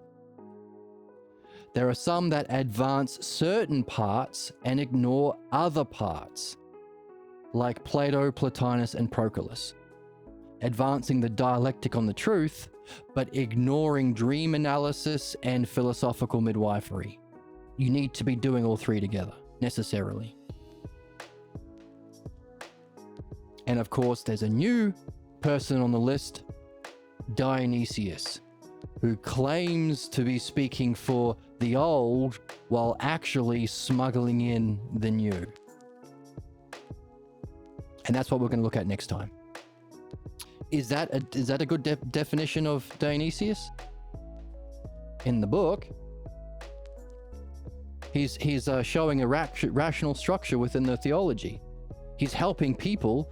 He's Hellenizing the readers by introducing the logos. But Hellenizing is just another way of saying he's helping people enter into a higher sense of rationality than belief garbage.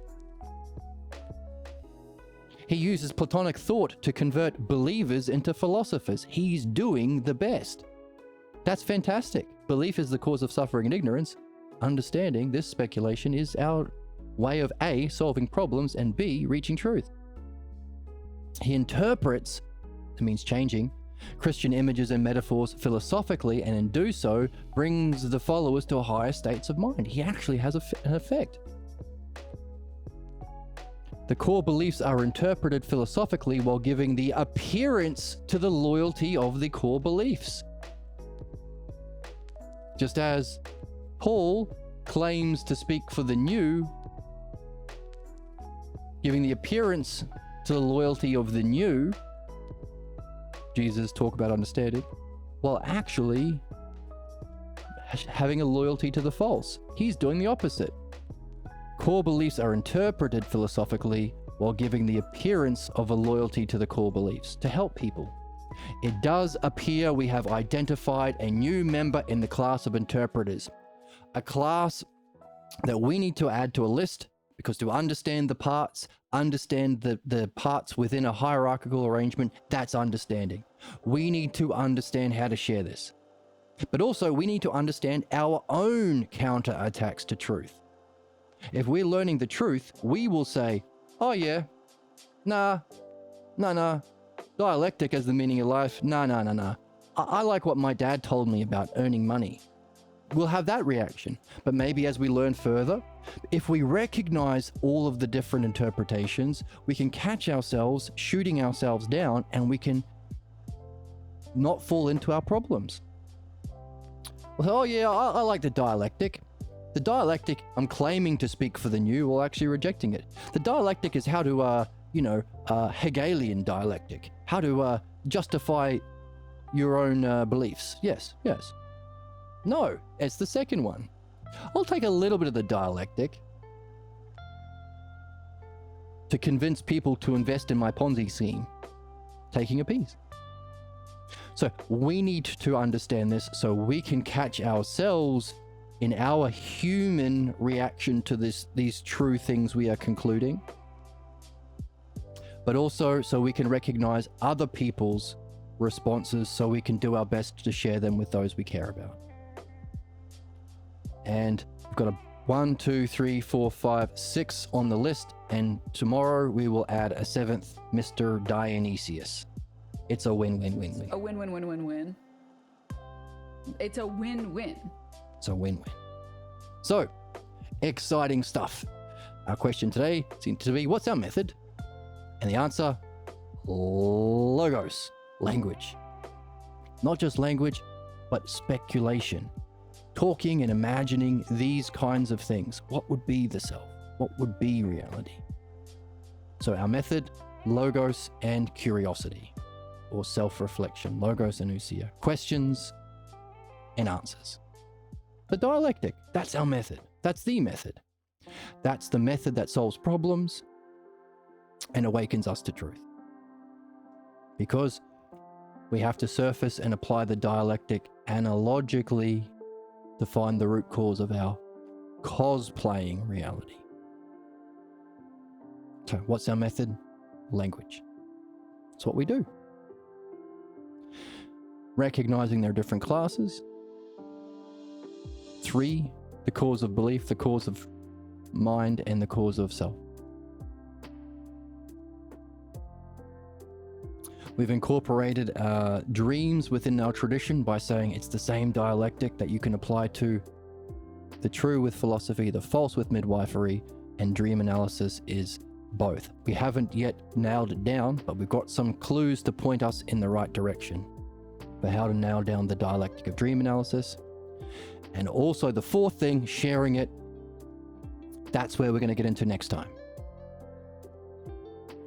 How do we share it with an eye on all of the possible responses or interpretations of what we're trying our best to share with those we care about and ourselves? Exciting stuff. Cliffhanger. Are you on your edge of your seat? I am. It's cool stuff. Language. So what's the rule? Follow your highest justice. Follow your highest sense of what's real, good, and true. And your feeling of justice in whatever you do. Which is philosophical speculations and not fantasies. One is the method to truth or meditation. The other, all hell breaks loose. Thank you for our new chatters today. And thank you for our older chatters who dropped in and said hi. I appreciate it. One day soon we'll have an average of 3. If we get an average of 3, then we can become an affiliate and you can get perks like emojis, and you can watch the quality of the live streams at different versions. So if you want to save data on your phone or something. We're on our way.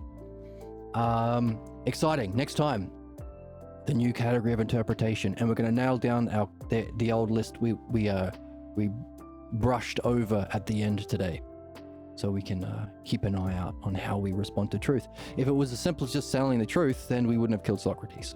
So we're in a catch-22 in that our problems reject truth while we need the truth to solve our problems. It's a bit of a catch-22, but this book is such a fucking banger that we get to learn what we need to share, as part of our learning and nurturing of the dialectic, which is literally what we're here to do, or the meaning of life.